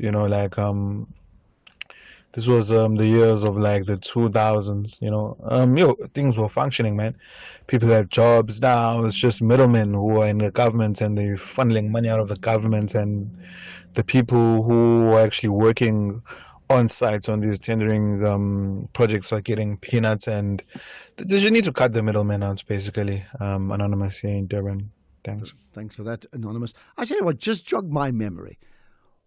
So you saying, Anonymous says tenders came into play around 2010. I would have thought it's before that, but fine. Let's separate it into 2. What was life in South Africa like before tenders in apartheid South Africa? I'm just talking on the business side, nothing else, okay? So were there tenders before 1994? And then how, and if there were not tenders, how did they play out? If there were tenders, how did they play out? And since tenders in the democratic South Africa kicked in, how did that play out? And are there countries similar to ours that you can compare that's got a tender system that works or that is flawed? And are there countries that can survive in terms of government awarding work without tenders? That means what happens? Teach me something. Afternoon, Ashraf. Serious countries are busy building military capabilities. South Africa is busy trying to find money to pay 350 grand and to finance the national dialogue. What a joke. Trump will take over this country one day. Don't from Brixton. Sure.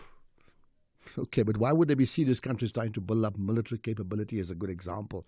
Maybe you can say serious countries trying to end poverty around the world. I'd certainly like that. Good afternoon, Mr. A. No, I think your analyst about the Middle East is wrong. Mr. Trump cannot work against Mr. Benjamin Netanyahu. That will never happen. Although sometimes it doesn't tell him what he's going to do, but obviously he's working in the interest of Israel. So there's no competition there. The guy is wrong, 100% wrong. It looks like he does not like Benjamin Netanyahu. You can't kill people simply because you're afraid of going to jail. Netanyahu cannot do that. Pastor Cape Town. Thanks for that. Well, I'll tell you what, I'm also surprised by that. And let's see how that plays out.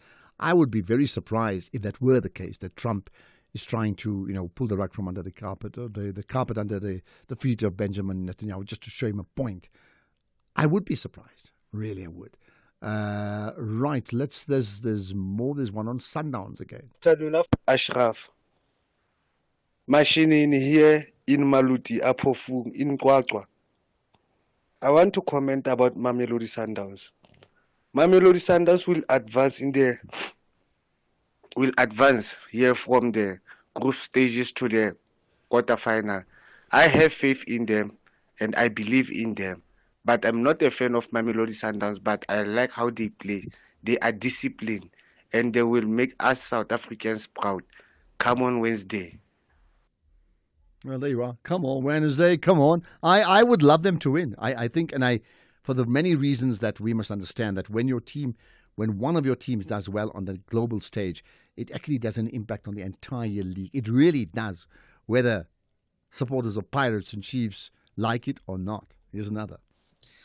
Hi, Ashraf. Firstly, I would like to say hard luck to Masanda Wana for not at least coming back in the second half and equalizing against Dortmund.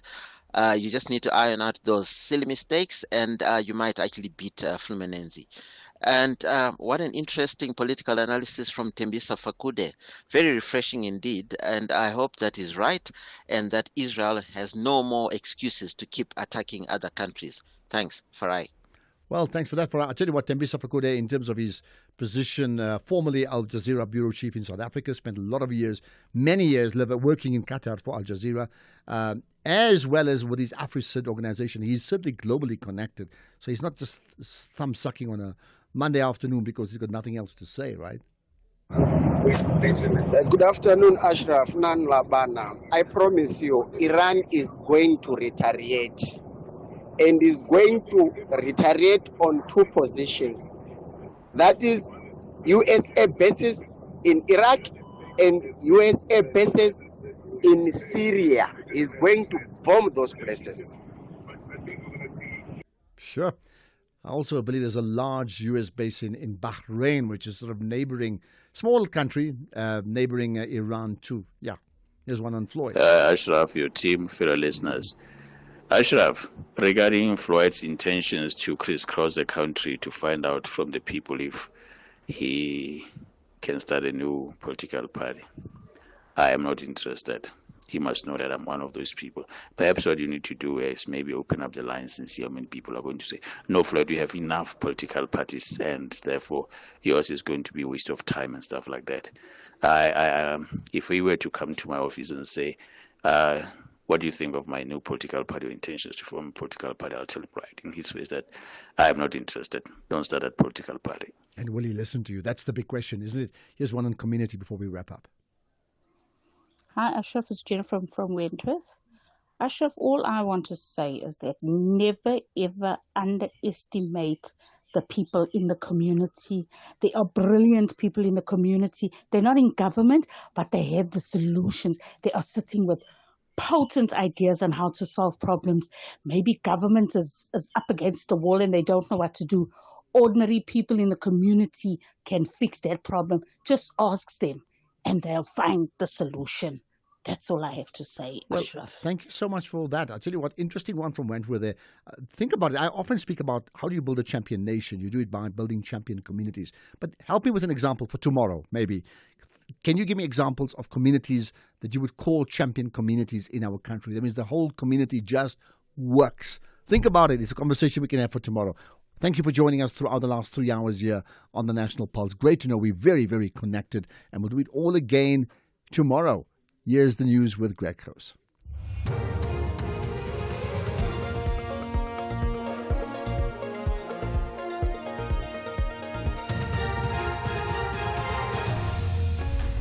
Thank you again, Ashraf. Cold front set to hit the Western Cape, and France speaks out against regime change in Iran.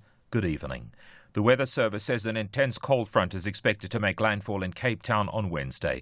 The city's Disaster Risk Management Centre says the warnings linked to the frontal system include damaging waves, winds and disruptive rainfall. Spokesperson Sonika Lateghan.